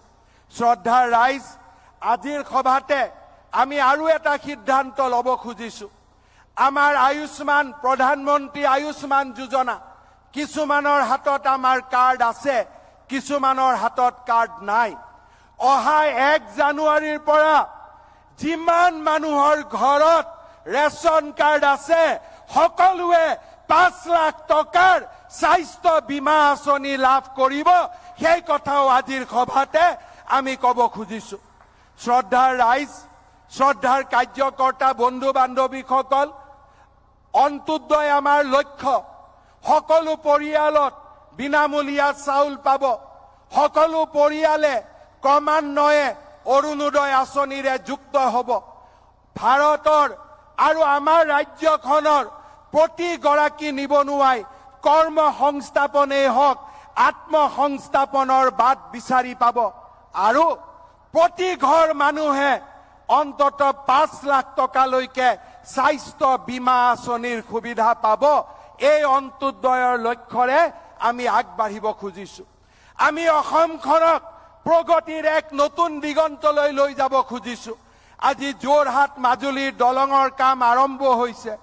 অহা মাহত আমি মাজুলীক লখিমপুৰৰ সৈতে সংযোগ কৰিবলৈ লুইত খাবলুৰ ওপৰত দ্বিতীয়খন দলঙৰ কামো আমি নিৰ্মাণৰ কাম হাতত ল'ম। আজিৰ সভাতে আমি ক'ব বিচাৰিছো অহা এবছৰৰ ভিতৰত নাৰেংগী কুৰুৱাৰ দলঙৰো কাম আমি আৰম্ভ কৰিব বিচাৰিছো। আজি আমি গুৱাহাটীৰ শৰাইঘাটত বগীবিলৰ দৰে ৰেল আৰু ৰাস্তা দুইটাৰে আৰু এখন দুখলপীয়া দলং 1000 কোটি টকা ব্যয়েৰে আমি বনাবলৈ সিদ্ধান্ত গ্ৰহণ কৰিছো। বগীবিল শদিয়াৰ ঢলা শেষ হৈ যোৱাৰ পিছত কলিয়া ভুমুৰাৰ দ্বিতীয় দলঙৰ নিৰ্মাণৰ কাম শেষ হ'ল। এতিয়া আমাৰ লক্ষ্য জামুগুৰিৰ পৰা কলিয়াবৰলৈ সুৰংগৰ তলেদি ব্ৰহ্মপুত্ৰৰ ওপৰত টানেল সৃষ্টি কৰা আৰু কাজিৰঙাৰ ওপৰত 32 কিলোমিটাৰৰ এলিভেটেড ৰোড কৰিডৰ নিৰ্মাণ কৰা। পলাশবাৰী শুৱালকুছিৰ মাজত দ্বিতীয় দলং আৰু গুৱাহাটী উত্তৰ গুৱাহাটীৰ মাজত দলঙৰ কাম নিৰ্মাণ শেষ কৰা। অসমৰ প্ৰতিখন উচ্চ মাধ্যমিক বিদ্যালয়লৈকে আমি 3 কোটি টকাকৈ আমি অনুদানেৰে অসমৰ প্ৰত্যেকখন হাইস্কুলক এখন আদৰ্শ হাইস্কুললৈ ৰূপান্তৰ কৰা। শিক্ষা স্বাস্থ্য দৰিদ্ৰতা দূৰীকৰণ বা নিবনুৱাৰ কৰ্ম সংস্থাপন আমি প্ৰতিটো দিশতে আগুৱাই যাব খুজিছো। কাৰ্যকৰ্তা বন্ধুসকল, আপোনালোক গাঁৱত ঘূৰি গৈ ক'ব যে ৰাজ্য চৰকাৰে অসমত অহা মাহৰ পৰা মিছন বসুন্ধৰা 2 আৰম্ভ কৰিব। প্ৰত্যেকজন খিলঞ্জীয়া মাটি যি চৰকাৰী ভূমিত আছে তেওঁলোকক আমি বিনা পইচাত আমি ম্যাদী পট্টা প্ৰদান কৰিম। এই সংকল্পৰে আমি বসুন্ধৰা 2 আমি আৰম্ভ কৰিম। খিলঞ্জীয়াৰ স্বাৰ্থ সুৰক্ষিত কৰা, অসমৰ পৰা মৌলবাদক উৎখাত কৰা আৰু আমাৰ ৰাজ্যখনক প্ৰগতিৰ এক নতুন দিগন্তলৈ লৈ যোৱা এই দিশেৰে আমি কাম কৰিব খুজিছো। প্ৰধানমন্ত্ৰী নৰেন্দ্ৰ মোদী ডাঙৰীয়াৰ মাৰ্গদৰ্শনত আৰু গৃহমন্ত্ৰী অমিত শ্বাহ ডাঙৰীয়া আৰু JP নাড্ডা ডাঙৰীয়াৰ প্ৰেৰণাৰে আমি আমাৰ ৰাজ্যখনক উন্নয়নৰ এক নতুন দিগন্তলৈ লৈ যাব খুজিছো। আজি আমাৰ বাবে মহিমাময় দিন, আজি আমাৰ বাবে আনন্দময় দিন। প্ৰধানমন্ত্ৰী অটল বিহাৰী বাজপেয়ী ভৱন, বিজেপিৰ নতুন কাৰ্যালয়, আমাৰ সকলোৰে সপোনৰ কাৰ্যালয়। আজিৰ এই দিনটোত মই পুনৰবাৰ কাৰ্যকৰ্তা বন্ধু বান্ধৱীসকললৈ মই ধন্যবাদ আৰু অভিনন্দন জনাম। ডিব্ৰুগড়, তিনিচুকীয়া, বৰাক উপত্যকা, ধেমাজি, জোনাইৰ পৰা যিসকল কাৰ্যকৰ্তা আহিছে দূৰ দূৰণিৰ পৰা, আপোনালোকে অলপ সময় হলেও বিজেপিৰ ৰাজ্যিক কাৰ্যালয়টো চাই যাব। আমাৰ ওচৰৰ জিলা কেইখনৰ আমিতো যেতিয়াই তেতিয়াই কাৰ্যালয় চাব আহিব পাৰিম। আমি আকৌ এবাৰ সংকল্প ল'ব পাৰিম যে ভাৰতীয় জনতা পাৰ্টিৰ বট বৃক্ষই সকলোকে ছাঁ দিব, দৰিদ্ৰজনক ছাঁ দিব, দুৰ্দশাগ্ৰস্তজনক ছাঁ দিব আৰু এখন নতুন অসম নিৰ্মাণ কৰিব। পুনৰ এবাৰ ভাৰতীয় জনতা পাৰ্টিৰ প্ৰত্যেকগৰাকী কাৰ্যকৰ্তালৈ মই ধন্যবাদ আৰু অভিনন্দন জনাইছো। প্ৰধানমন্ত্ৰী নৰেন্দ্ৰ মোদী ডাঙৰীয়াৰ প্ৰেৰণাময়ী নেতৃত্বত ভাৰতীয় জনতা পাৰ্টিয়ে অহা লোকসভা নিৰ্বাচনত 12খন আসন বিজয়ৰ লক্ষ্যৰে আমি আজিৰ প্ৰায় ধাৱমান হ'ম। সেই সংকল্পও আমি কৰিব বিচাৰিছো। পাৰিম নে নাই? অলপ পিছফালে ক'ব, পাৰিম নে নাই? দম আছে নে নাই? আমাৰ এইফালে নাই নেকি? আছে নে নাই? আছে, আছে নে নাই? আছে। তেলে সকলোৱে আকৌ এবাৰ ক'ব, ভাৰত মাতা কি, ভাৰত মাতা কি। বহুত বহুত ধন্যবাদ। পুনৰবাৰ আপোনালোকলৈকে মোৰ নমস্কাৰ আৰু কৃতজ্ঞতা জনাই মই মোৰ বক্তব্যৰ সামৰণি মাৰিছো। ধন্যবাদ। জয় হিন্দ। বন্দে মাতৰম। আমাৰ সকলোৰে আদৰ্শ তথা প্ৰেৰণাৰ প্ৰতীক অসমৰ জনপ্ৰিয় মুখ্যমন্ত্ৰী ডক্টৰ হিমন্ত বিশ্ব শৰ্মা ডাঙৰীয়াই তেখেতৰ সাৱলীল বক্তব্যৰে আমাক সকলোকে আলপুত কৰিলে। লগতে ভৱিষ্যতে ভাৰতীয় জনতা পাৰ্টিৰ প্ৰতিগৰাকী কাৰ্যকৰ্তা কেনেকৈ আমি নতুন সংকল্পৰে ৰাজ্যখনৰ উন্নয়নৰ বাবে আমি নিজকে নিষ্ঠা সহকাৰে দায়িত্ব পালন কৰিব লাগিব সেই সম্পৰ্ক আমাক মাৰ্গদৰ্শন কৰিলে। মাননীয় মুখ্যমন্ত্ৰী মহোদয়ক আমি অন্তৰৰ পৰা ধন্যবাদ আৰু কৃতজ্ঞতা জ্ঞাপন কৰিলো আৰু তেখেতৰ বলিষ্ঠ নেতৃত্বৰে অসমখনক আগবঢ়াই লৈ যাওক তাকে ভগৱানৰ ওচৰত প্ৰাৰ্থনা জনাইলো। আমাৰ মাজত আহি উপস্থিত হৈছে ভাৰতীয় জনতা পাৰ্টিৰ প্ৰাক্তন ৰাজ্যিক সভাপতি আমাৰ ৰাজেন গোহাঁই ডাঙৰীয়া। তেখেতকো এখন ফুলাম গামোচাৰে সন্মান জনাবলৈ আমাৰ দলৰ কাৰ্যকৰ্তাসকলক অনুৰোধ জনালো। এতিয়া আমি অধীৰ অপেক্ষাৰে যিগৰাকী ব্যক্তিৰ বক্তব্য শুনিবলৈ আমি অপেক্ষা কৰিছিলো সেই ব্যক্তিগৰাকীক বক্তব্য দিবৰ বাবে আমি আমন্ত্ৰণ জনাম। हमारे बीच उपस्थित है हमारे माननीय गृह मंत्री अमित शाह जी।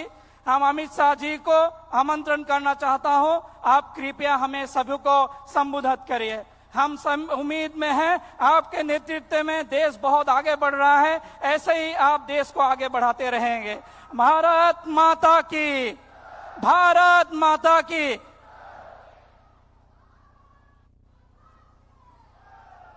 मेरे साथ बोलिए, भारत माता की। भाई आवाज ऐसी नहीं आनी चाहिए।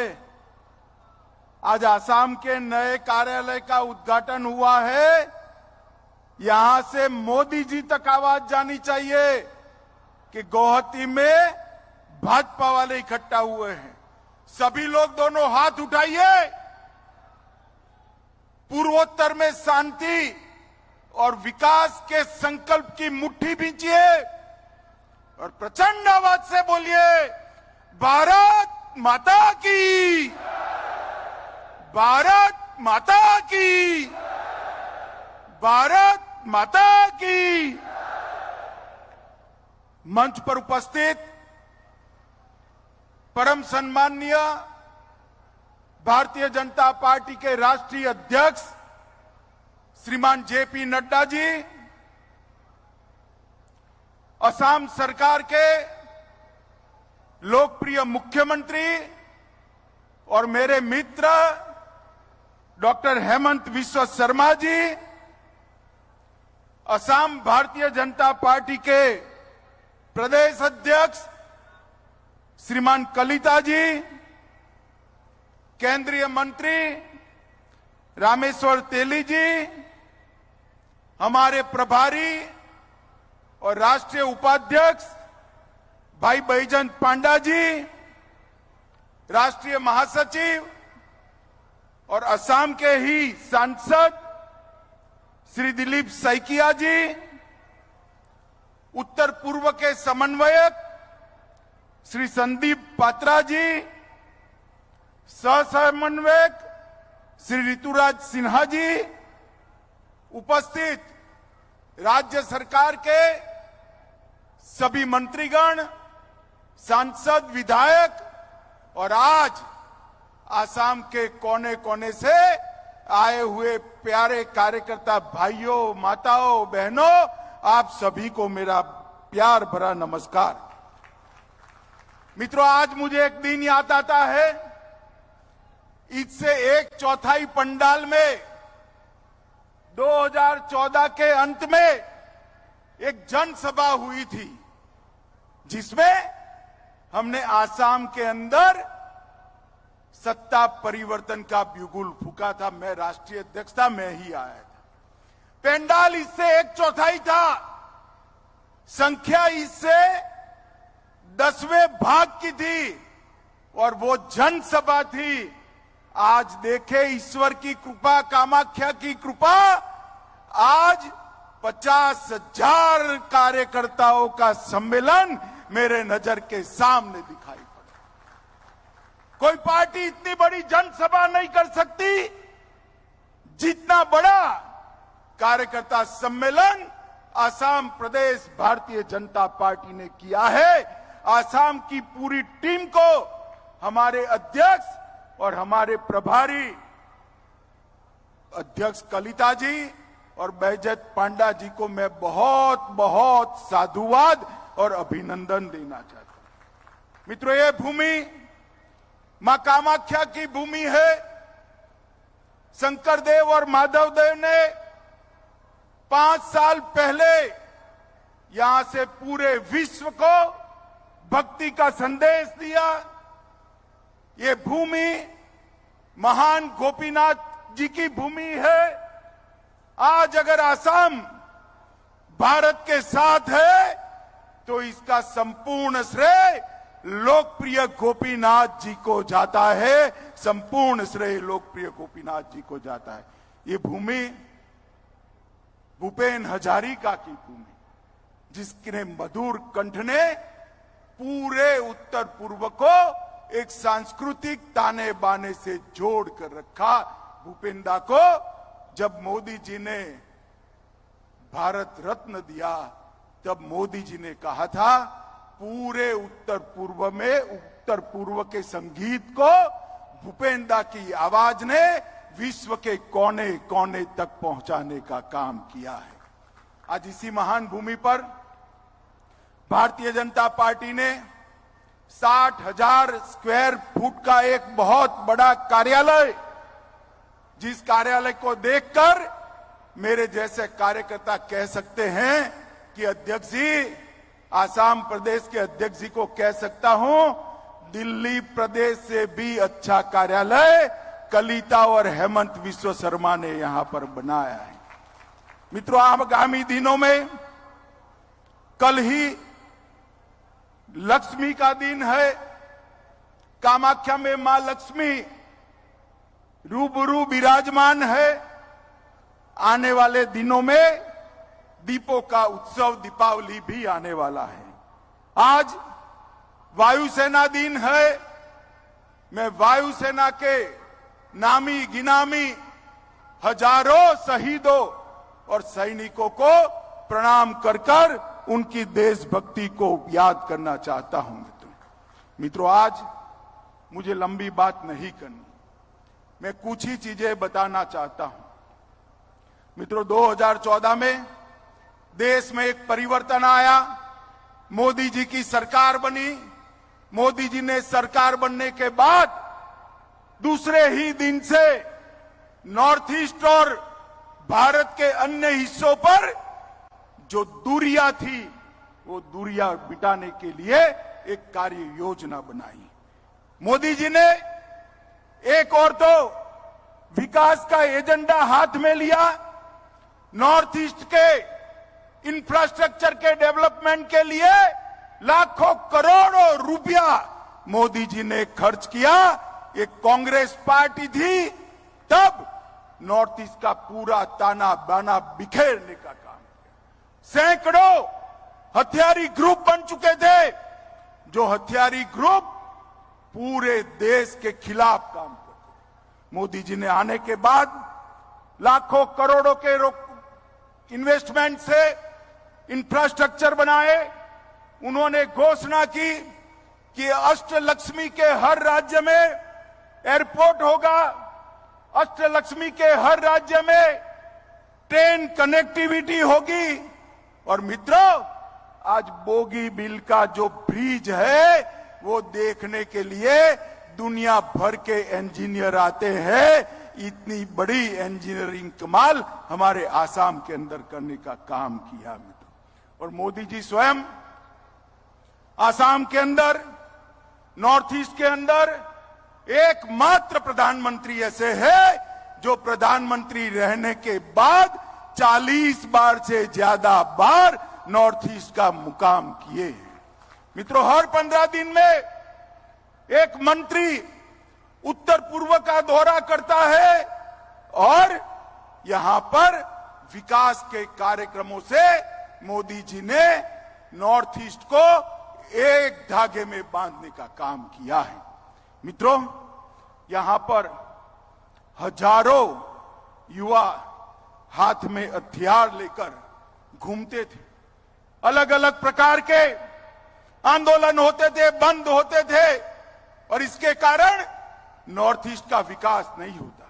मोदी जी ने उनके नेतृत्व में बोडोलैंड का समझौता हुआ, कार्बी आंगलॉन्ग का समझौता हुआ, 5 आदिवासी ग्रुपों का समझौता हुआ, त्रिपुरा का समझौता हुआ, ब्रू समस्या का समाधान हुआ, सीमाओं का विवाद भी सुलझाने का काम आगे बढ़ा।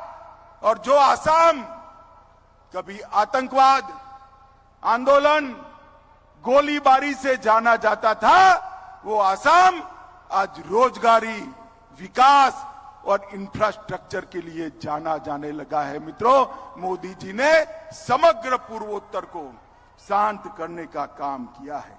मित्रों, मैं आज आपको बताने आया, ये कांग्रेसी जहां पर भी बैठे हैं ना, वो सुन ले। जवाहरलाल नेहरू ने 1962 में जब चीन की लड़ाई हुई, तब कह दिया था बाय बाय आसाम। उसके बाद से कांग्रेस वाले भूल ही गए कि उत्तर पूर्व भी कोई चीज है, हमारा महत्व का प्रदेश है। मित्रों, उत्तर प्रदेश से 3 गुना ज्यादा बड़ा भूभाग हमारे उत्तर प्रदेश में। यहां पर जिस प्रकार की इंसर्जेंसी, जिस प्रकार का अलगाववाद हुआ था, मोदी जी ने कोई भाषण करे बगैर उसमें परिवर्तन लाया। कांग्रेस के शासन में भारत को तोड़ने की ये प्रक्रिया कांग्रेस मूक दर्शक बनी रही। उत्तर पूर्व में भारत को तोड़ने की प्रक्रिया कांग्रेस चुपचाप देखती रही। मोदी जी ने आकर भारत तोड़ने की प्रक्रिया को बंद कर भारत को जोड़ने का काम किया है। मित्रों, भारत को जोड़ने का, जिन लोगों को भारत जोड़ना है, उनके लिए उत्तर पूर्व में शांति और उत्तर पूर्व का विकास एक उदाहरण है कि भारत जोड़ने के लिए एक भी भाषण करे बगैर, कुछ और प्रयास करे बगैर कैसे भारत को जोड़ा जा सकता है, इसका ये उदाहरण है। मित्रों, तिरंगा यात्रा और हर घर तिरंगा में उत्तर प्रदेश की जनता, उत्तर पूर्व की जनता का हृदय से धन्यवाद करना चाहता हूं कि जिस प्रकार से तिरंगे को हर घर, हर दुकान, हर मकान आपने फहराया है, पूरा राष्ट्र आपको सलाम कर आपकी देशभक्ति का स्वागत करता है। जिस उत्तर पूर्व को भारत तोड़ने का एक अभियान बनाया था, आज मोदी जी ने अपने विकास और शांति के अभिगम से उत्तर प्रदेश को भारत जोड़ो का अभियान बना दिया है। मित्रों, ये मोदी जी की बहुत बड़ी उपलब्धि है। जब भी उत्तर प्रदेश, उत्तर पूर्व का इतिहास लिखा जाएगा, मोदी जी का नाम, भारतीय जनता पार्टी का नाम सुवर्ण अक्षरों से लिखने के लिए इतिहासकार मजबूर हो जाएंगे। मित्रों, अब सपा हमारे सेना और सुरक्षा दलों के प्रोटेक्शन के लिए बना था। राहुल बाबा ने घोषणा कर दी, हम सत्ता में आएंगे तो अब सपा को हटाएंगे। उस वक्त मैं भी राष्ट्रीय अध्यक्ष था। मुझे पत्रकार पूछते थे, अब सपा के बारे में आपका स्टैंड क्या है? मैंने बोला, भारतीय जनता पार्टी का स्टैंड है कि सुरक्षा बलों और सेना को मजबूती देना। वो देश के लिए, देश की सीमाओं की सुरक्षा करते हैं, परंतु हम मानते हैं कि देश की आंतरिक सलामती को इतना सुदृढ़ करना कि अब सपा की जरूरत ही नहीं पड़े। आज 80% नॉर्थ ईस्ट से अब सपा को मोदी जी के नेतृत्व में उठा लिया गया है। यही बताता है कि कितनी बड़ी क्रांति यहां पर हुई है। मित्रों, देश के चुनिंदा राज्यों की पुलिस को ही अपने परफॉर्मेंस और भारत निष्ठा के आधार पर राष्ट्रपति का कलर मिलता है। राष्ट्रपति का प्रतीक देश की चुनिंदा पुलिस के पास है। और मैं आज आसाम के मुख्यमंत्री जी को बधाई देना चाहता हूं कि आज आसाम की पुलिस के पास भी प्रेसिडेंट कलर सम्मान के साथ उसको देने का काम हुआ है। गैंडों की सुरक्षा, यहां जो घुसपैठिए थे, गैंडों का शिकार करते थे, काजीरंगा के जंगल को अपना अड्डा बनाकर बैठे थे, भाजपा की आसाम सरकार ने न केवल काजीरंगा के जंगलों को घुसपैठियों से मुक्त किया, जहां जहां सरकारी जमीन पर एंक्रोचमेंट था उसको उखाड़ कर फेंकने का काम आसाम सरकार ने किया है। और आज गैंडा मुक्त होकर, अभय होकर आसाम के जंगलों में विचर रहा है। गौ तस्करी का एक बहुत बड़ा रास्ता बोडोलैंड से होकर जाता था। आज मैं कह सकता हूं, देश के गृह मंत्री के नाते आसाम की भूमि पर से एक भी ट्रक गौ माता को लेकर देश के बाहर नहीं जा सकती है। सुपारी की तस्करी और हथियारों की तस्करी भी बड़ी मात्रा में होती थी। आज आसाम को हथियार की तस्करी से, सुपारी की तस्करी से हेमंत बिस्वा शर्मा ने पूर्णतया मुक्त कराने का काम किया है। माताओं, भाइयों, बहनों, विधानसभा चुनाव में मैं घोषणा पत्र घोषित करने आया था। मैंने कहा था आतंकवाद मुक्त, हड़ताल मुक्त आसाम हम बना चुके हैं। एक 5 साल दीजिए तो हम आसाम को बाढ़ मुक्त बनाने का काम करेंगे। आसाम में बाढ़ नहीं आएगी। कल एनईसी के चेयरमैन के नाते मैंने यहां मुख्यमंत्री जी और अधिकारियों की एक बैठक करी। हेमंत जी ने और आसाम सरकार ने एक महत्वाकांक्षी योजना तैयार की है। वो योजना के अंदर 5 साल के अंदर ही आसाम में बाढ़ ये भूतकाल बन जाएगा, कभी बाढ़ आ नहीं पाएगी। मोदी सरकार आसाम को बाढ़ मुक्त कराने के लिए कृत संकल्प है। पहली बार आसाम में धान की खरीदी हुई, लाखों करोड़ों रुपए के धान को खरीदा गया। उद्योगों के बढ़ावे के लिए मैं आने के पहले ही ईओडीबी पोर्टल देख रहा था। जितनी भी एप्लीकेशन आई है, हेमंत भाई आपको बधाई देना चाहता हूं, जितनी भी एप्लीकेशन आई है उसमें से 99% एप्लीकेशन का निपटारा करने का काम हो गया है। और मित्रों, यही बताता है कि अब आसाम में औद्योगिक क्रांति होने वाली है। मित्रों, पश्चिम आसाम में जोगीदोपा में मल्टी मॉडल लॉजिस्टिक पार्क बनाएगा। ऊपरी असम में गोलाघाट में आगरा ट्रेड सेंटर बनाएगा। निचले असम में चाय गांव में चाय पार्क और बांस की पार्क बनाया गया। गुवाहाटी में एयर कार्गो का इंफ्रास्ट्रक्चर, इसकी स्थापना भी दी गई। मित्रों, अनेक प्रकार के यहां पर प्रकल्प हुए हैं, मगर एक अंतिम बात मैं कहना चाहता हूं।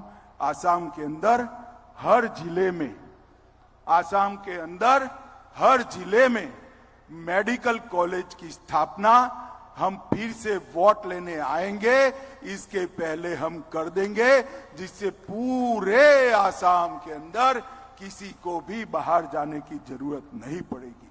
अब तक 5 साल में 24 मेडिकल कॉलेज आसाम के अंदर समाप्त हो जाएंगे और बाकी की प्रक्रिया शुरू कर दी जाएगी। माताओं, भाइयों, बहनों, आप सभी के परिश्रम से आज आसाम के अंदर पंचायत से लेकर पार्लियामेंट तक भारतीय जनता पार्टी को विजय प्राप्त हुई है। अगर ये विजय का असली कोई हकदार है, ये विजय का यश किसी को मिलना चाहिए, तो मेरे सामने बैठे 50,000 से ज्यादा कार्यकर्ता भाइयों बहनों को ये यश का अधिकार है। नड्डा जी के नेतृत्व में पार्टी दिन दूनी रात चौगुनी बढ़ रही है। मोदी जी के नेतृत्व में भारत को पूरी दुनिया स्वीकार कर रही है। देश के हर कोने में विकास पहुंचे और देश की सीमाओं की एक एक इंच भूमि सुरक्षित हो, ये मोदी जी का संकल्प। हमारी संस्कृति को पूरे विश्व के अंदर गौरव के साथ पहुंचाने के ध्वजवाहक अगर कोई है तो नरेंद्र मोदी जी है। इतने अच्छे वातावरण में उत्तर पूर्व में भी कुछ राज्य में हमारी ताकत बढ़ानी है। आसाम यूनिट इतना बड़ा हुआ है कि यहां से पूरे उत्तर पूर्व के राज्य को हम बढ़ा सकते हैं। यही अपील कर मैं मेरी बात को समाप्त करता हूं। फिर से एक बार मेरे साथ गगनभेदी नारा लगाएंगे, भारत माता का जयकारा लगाएंगे। मेरे साथ बोलिए, भारत माता की, भारत माता की, भारत माता की। वंदे वंदे वंदे।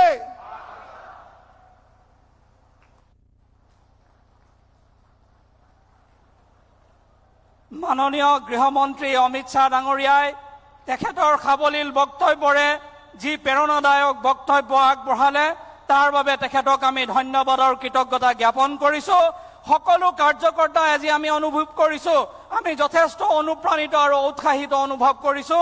কাৰণ তেখেতৰ মাৰ্গদৰ্শনেৰে আমি ভৱিষ্যত দিনত আমি ভাৰতীয় জনতা পাৰ্টি আৰু অসম প্ৰদেশৰ বাবে আমি সকলোৱে নিষ্ঠা আৰু সততাৰে আমি ৰাইজৰ বাবে সেৱা আগবঢ়াম, কাম কৰিম। আমি ভাৰতীয় জনতা পাৰ্টিক নেতৃত্ব দিয়া আমাৰ প্ৰাক্তন ৰাষ্ট্ৰীয় অধ্যক্ষ আৰু গৃহমন্ত্ৰী অমিত শ্বাহ ডাঙৰীয়াক ধন্যবাদ আৰু কৃতজ্ঞতা জ্ঞাপন কৰিলো।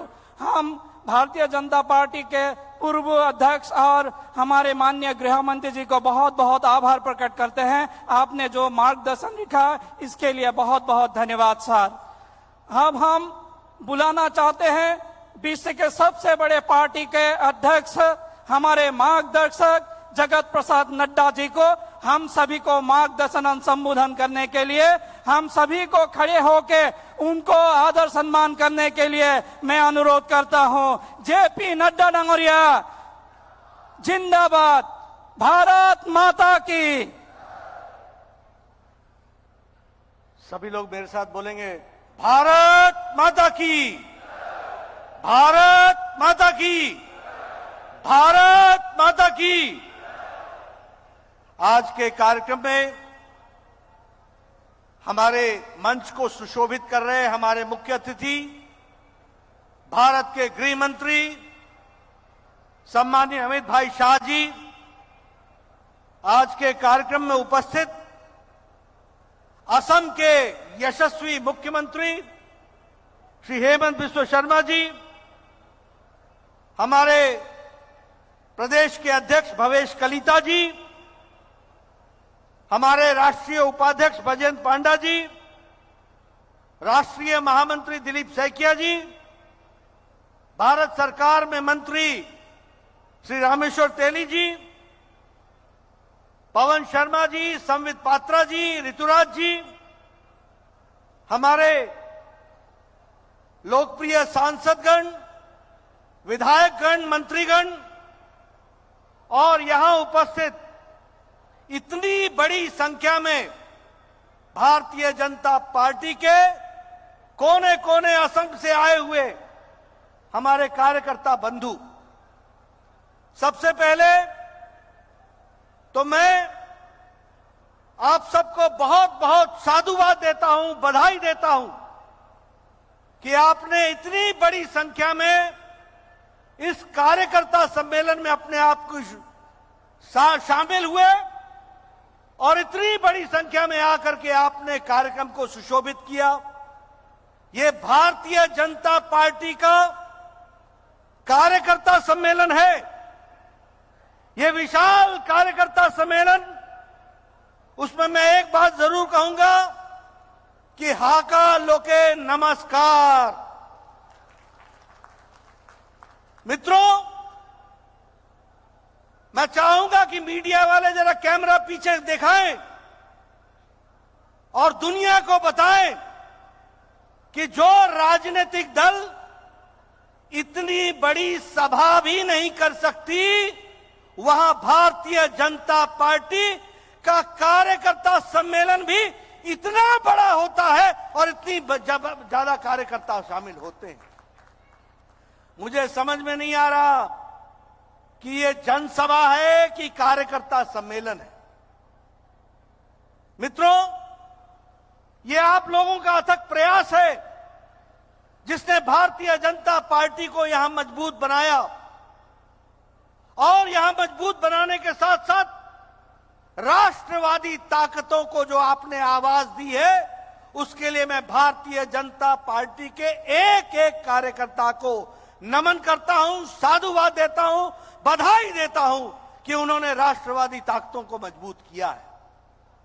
मैं जब ये कह रहा हूं कि आपने राष्ट्रवादी ताकतों को मजबूत किया, आज पार्टी यहां पर मजबूत हुई है, तो मैं इसलिए कह रहा हूं कि नेतृत्व के परिवर्तन के साथ और सही पार्टी के सही जगह पर होने से देश और प्रदेश का कितना अंतर होता है, इसको हमको समझना चाहिए। एक समय था जब आपके ही प्रदेश के बारे में चर्चा करते हुए भारत के प्रधानमंत्री जवाहरलाल नेहरू ने कहा था, Assam bye bye, our heart goes with the people of Assam. ये किसने कहा था? जवाहरलाल नेहरू भारत के प्रधानमंत्री ने कहा था, our heart goes with the people of Assam. यानी उन्होंने मान लिया था कि असम चला गया, असम हमारे साथ नहीं रह पाएगा। ये नेतृत्व की कमजोरी थी। उस समय गोपीनाथ जी और श्यामा प्रसाद मुखर्जी ने इसको बचाने में जो प्रयास किया, पहले श्यामा प्रसाद मुखर्जी और बाद में गोपीनाथ जी ने जो प्रयास किया, उसको हम कभी भूल नहीं सकते। आज असम मजबूती के साथ देश के प्रहरी के रूप में खड़ा है, और मैं नेतृत्व के बारे में जरूर चर्चा करना चाहता हूं। यही असम को, यही नॉर्थ ईस्ट को लोग दिल्ली में बैठकर इस तरीके से देखते थे कि जैसे हो तुम किसी और प्रदेश के हो, तुम कहीं और से आए हो। और उस समय का वातावरण इस प्रकार का था जिसमें उत्तर पूर्व की उपेक्षा होती थी। लेकिन जब से प्रधानमंत्री मोदी जी बने, मैं फख्र के साथ कह सकता हूं कि ये ऐसे प्रधानमंत्री हैं जिन्होंने 8 वर्षों में 50 बार उत्तर भारत का दौरा किया और उसको मुख्य धारा में शामिल किया। 50 बार। हर मंत्री भारत सरकार का 15 दिन में यहां होता है, उत्तर पूर्व में होता है, मुख्य धारा के साथ जोड़ा गया है। आज प्रधानमंत्री जी की नीति लुक ईस्ट, एक्ट ईस्ट, पूर्व की ओर देखो और पूर्व की तरफ काम करो, इस बात को लेकर के भारत सरकार काम में जुटी है।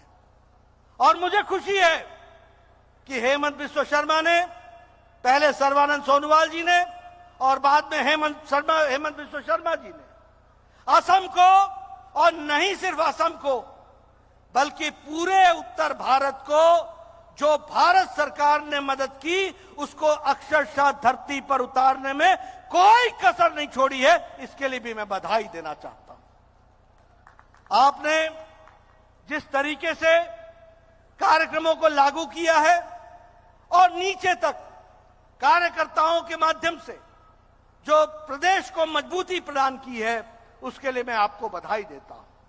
मित्रों, आज असम की तस्वीर बदली हुई तस्वीर है। उत्तर भारत, उत्तर पूर्व की तस्वीर बदली हुई तस्वीर है। आदरणीय गृह मंत्री जी ने आपके सामने बड़े विस्तृत रूप में उसको रखा है। मैं उसमें ज्यादा जोड़ना नहीं चाहता हूं, लेकिन हां, अगर त्रिपुरा का समझौता हुआ, अगर ब्रू रियांग का समझौता हुआ, अगर बोडोलैंड का समझौता हुआ, और ये सारे समझौतों में सांस्कृतिक विरासत, भाषा, सबको समा करके और सबको समायोजन करके शांति प्रिय ढंग से अगर किसी ने किया है तो वो मोदी जी के नेतृत्व ने किया है और धरती पर उसको उतारा है तो अमित भाई शाह ने उतारा है। इस कारण से आज शांति आई है। मुझे याद है, मणिपुर जाओ तो बंद, असम आओ तो कर्फ्यू, कहीं जाओ तो बम का गोला, कहीं जाओ तो इंसर्जेंसी, कहीं जाओ तो आत्मघाती दस्ते, कहीं जाओ तो हमारे आतंकवादियों का प्रचंड राज। ऐसे में उत्तर पूर्व में शांति लाने का काम अगर किया गया तो वो दूरदृष्टि रखते हुए प्रधानमंत्री मोदी जी की नीतियां रही और धरती पर उसको इंप्लीमेंट करने के लिए हर संगठन के लोगों के साथ बातचीत करते हुए आज शांति यहां पर विराजमान है। आज विकास की नई कहानी लिखी जा रही है। स्वास्थ्य के क्षेत्र में, शिक्षा के क्षेत्र में, इंफ्रास्ट्रक्चर के क्षेत्र में, रेल के क्षेत्र में, एयरपोर्ट्स के क्षेत्र में, कनेक्टिविटी के क्षेत्र में, हर क्षेत्र में आज असम तरक्की कर रहा है और असम के साथ साथ उत्तर पूर्व भी तरक्की कर रहा है। कभी सोचा था कि all India institute of medical sciences कभी असम को, गुवाहाटी को मिलेगा? कभी सोचा था कि हमको हर जिले में एक मेडिकल कॉलेज मिलेगा? कभी हमने सोचा था कि कैंसर के डिटेक्शन से लेकर के कैंसर के केयर से लेकर कैंसर की इलाज के लिए सबसे बड़ा सेंटर उत्तर पूर्व में बनेगा तो वो भारत का हमारा असम में गुवाहाटी और असम बनेगा? इस बात को हमको ध्यान में रखना चाहिए। आज 3-3 एयरपोर्ट्स विकसित हो रहे हैं। आज ब्रॉड गेज जो है वो त्रिपुरा के साथ जुड़ गया है। 75 साल बाद मणिपुर के साथ ब्रॉड गेज गुड्स ट्रेन पहुंची है। आज हर एक दृष्टि से रेल कनेक्टिविटी को बढ़ाया जा रहा है। आज उसी तरीके से 4 लेन का काम चल रहा है। हजारों करोड़ रुपए खर्च हो रहे हैं, नहीं सिर्फ असम में बल्कि पूरे उत्तर पूर्व में खर्च हो रहे हैं। अगर मैं चाय की बागान की बात करूं तो मैं गया था पिछले चुनाव से पहले। क्या बुरी हालत थी वहां पर हमारे चाय बागान में काम करने वाले लोगों की। और मुझे याद है उस समय हेमंत बिस्वा शर्मा स्वास्थ्य मंत्री होते थे। इन्होंने चर्चा की और कहा कि चाय के बागानों के बच्चों के स्वास्थ्य की चिंता होनी चाहिए। और मोदी जी ने उसी समय मोबाइल वैन डिस्पेंसरी को एक नहीं बड़ी संख्या में चाय के बागानों में पोस्ट करके वहां पर स्वास्थ्य की चिंता हुई। आज वहां मॉडल स्कूल बनाए जा रहे हैं, उनकी चिंता की जा रही है। कल बहुत गहराई के साथ गृह मंत्री जी के साथ वहां के विकास के लिए क्या योजना बन सकती है उसकी चिंता की गई है। बाढ़ मुक्त असम खड़ा हो, इसको एक प्रण के रूप में हमारे गृह मंत्री जी ने लिया है और मैं विश्वास के साथ कहता हूं कि आने वाले समय में असम बाढ़ मुक्त हो जाएगा। उसके लिए हम काम कर रहे हैं। मित्रों, आपका मैं ज्यादा समय नहीं लेना चाहता।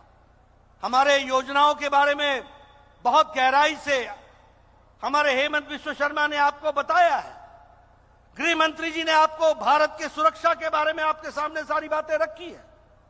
मैं एक ही बात बोलना चाहता हूं कि एक समय ऐसा आया था जब असम का अस्तित्व खतरे में पड़ गया था। उस समय अमित भाई शाह और हम खुद यहां पर यह नारा लगाते आए थे कि दिल्ली हो या गुवाहाटी, अपना देश अपनी माटी। मुझे याद है कि उस समय हितेश्वर साइकिया के पुलिस ने हम लोगों की पीठ लाल कर दी थी। हम भारत माता की जय बोल रहे थे और वहां पर विघटनकारी ताकतें यहां पर दंदना रही थी। उस समय हम लड़ने आए थे और आज आप कार्यकर्ताओं के कारण यहां कमल खिला है। मोदी जी प्रधानमंत्री के रूप में कार्य कर रहे हैं, गृह मंत्री जी के रूप में अमित शाह जी काम कर रहे हैं और विकास की एक नई बहार आई है। असम और उत्तर पूर्व मुख्य धारा में शामिल हो गया है। इसको गांव-गांव तक इस बात को प्रचारित भी करना है, लोगों को बताना भी है और मजबूत आसाम की नींव को आगे बढ़ाना है, उसको खड़ा करना है। मित्रों, मैं आपका ज्यादा समय न लेता हुआ कार्यकर्ताओं को फिर से मैं बधाई देना चाहता हूं। मैं ये कह सकता हूं कि ये कार्यकर्ता सम्मेलन जो एक जनसभा में परिवर्तित हो गया है, इतनी बड़ी संख्या। आज मित्रों, कोई भी पार्टी भारतीय जनता पार्टी से लड़ने के लिए जितना सामर्थ्य चाहिए, न विचार है, न मन है, न ताकत है, आज भारतीय जनता पार्टी अकेली पार्टी है जो विचारों से लैस है, कार्यकर्ताओं की ताकत के आधार पर है, जनता का समर्थन है, मोदी जी जैसा नेतृत्व है और देश में आपके साथ काम करने के लिए लोगों का वातावरण है। इसको हमको संभाल करके आगे बढ़ाना है। और मैं इसलिए कह रहा हूं मित्रों, आप देखिए, अभी अभी हमारे गृह मंत्री जी जम्मू कश्मीर गए थे। हम जम्मू कश्मीर में किससे लड़ रहे हैं? पीडीपी, नेशनल कॉन्फ्रेंस, दोनों ही परिवार की पार्टियां हैं। हम पंजाब में किससे लड़ रहे हैं? शिरोमणि अकाली दल, जो पार्टी परिवार की पार्टी है। अगर हम हरियाणा में आए तो चौटाला भाई परिवार की पार्टी है। अगर हम उससे नीचे आ जाएं तो उत्तर प्रदेश, इतना बड़ा प्रदेश, इंडियन नेशनल कांग्रेस ने अभी चुनाव लड़ा, 380 सीटों में 370 सीट में जमानत जब्त हो गई, वहां भी हम लड़ रहे हैं। तो समाजवादी पार्टी एक परिवार की पार्टी से लड़ रहे हैं। अगर हम बिहार में जाएं तो आरजेडी परिवार की पार्टी है। अगर हम वेस्ट बंगाल में जाएं तो पीसी भाईपो, ममता और अभिषेक परिवार की पार्टी है। अगर हम झारखंड में जाएं तो परिवार की पार्टी है। अगर हम उड़ीसा में जाएं तो बीजू की पार्टी है। अगर हम नीचे जाएं असम में, अपने आंध्र प्रदेश में, तो वाईएसआर की परिवार की जगन मोहन की रेड्डी की पार्टी है। तेलंगाना, वह भी केसीआर की परिवार की पार्टी है। तमिलनाडु जाएं तो स्टालिन डीएमके परिवार की पार्टी है। मित्रों, हमारी लड़ाई आज किसी विचार वाली पार्टी के साथ नहीं रह गया। एक तरफ हमारे से लड़ने वाले वंशवाद के समर्थक, परिवारवाद के समर्थक, विचारों से गौण, और एक तरफ राष्ट्रीय पार्टी भारतीय जनता पार्टी, विचारों से युक्त और देश के लिए काम करने के लिए तैयार ऐसी पार्टी है। और इस पार्टी को मजबूती देते हुए देश को मजबूत करने का काम हम सबका है, और असम को मजबूत रखने का काम, विकास की एक नई छलांग लगाने का काम अगर है तो वो हम सबका है और आप सबके कंधों पर वो जिम्मेवारी है।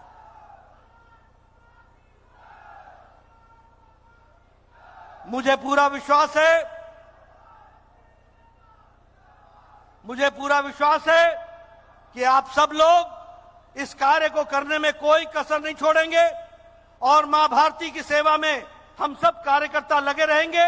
एक विकसित आसाम हम देखेंगे, एक विकसित और अपने आप में अच्छी तरीके से आगे बढ़ने वाला उत्तर पूर्व देखने का जो सपना हमारा था वो साकार हो रहा है। उसको साकार करने में आप सब लोग अपना योगदान करेंगे। आपने मेरी बात सुनी, आपका बहुत बहुत धन्यवाद। जय भारत, जय अहम। भारतीय जनता पार्टीर राष्ट्रीय सभापति JP नाड्डा डाঙৰীয়াৰ যি মাৰ্গদৰ্শন, তাৰ বাবে আমি তেখেতক ধন্যবাদ আৰু কৃতজ্ঞতা জ্ঞাপন কৰিলো। সকলো কাৰ্যকৰ্তাক থিয় হৈ আমি সভাৰ শেষ কাৰ্যসূচী আমি সমাপ্ত কৰিবলৈ লৈছো। সকলোকে ভাৰত মাতা কি, ভাৰত মাতা কি, ভাৰত মাতা কি। আমি সকলো ৰাষ্ট্ৰীয় সমিতিৰ আমাৰ সন্মানীয় ৰাষ্ট্ৰীয় সভাপতি আমাৰ JP নাড্ডা ডাঙৰীয়া, গৃহমন্ত্ৰী অমিত শ্বাহ ডাঙৰীয়া, মাননীয় মুখ্যমন্ত্ৰী ডক্টৰ হিমন্ত বিশ্ব শৰ্মা ডাঙৰীয়া, আমাৰ ভৱেশ কলিতা ডাঙৰীয়া, আমাৰ সকলো ৰাষ্ট্ৰীয় নেতৃত্ব, ৰাজ্যিক নেতৃত্বক আমি অভিবাদন জনাই আজিৰ এই সভাখন আমি ইয়াতে সামৰণি মাৰিছো। ধন্যবাদ। ভাৰত মাতা কি জয়।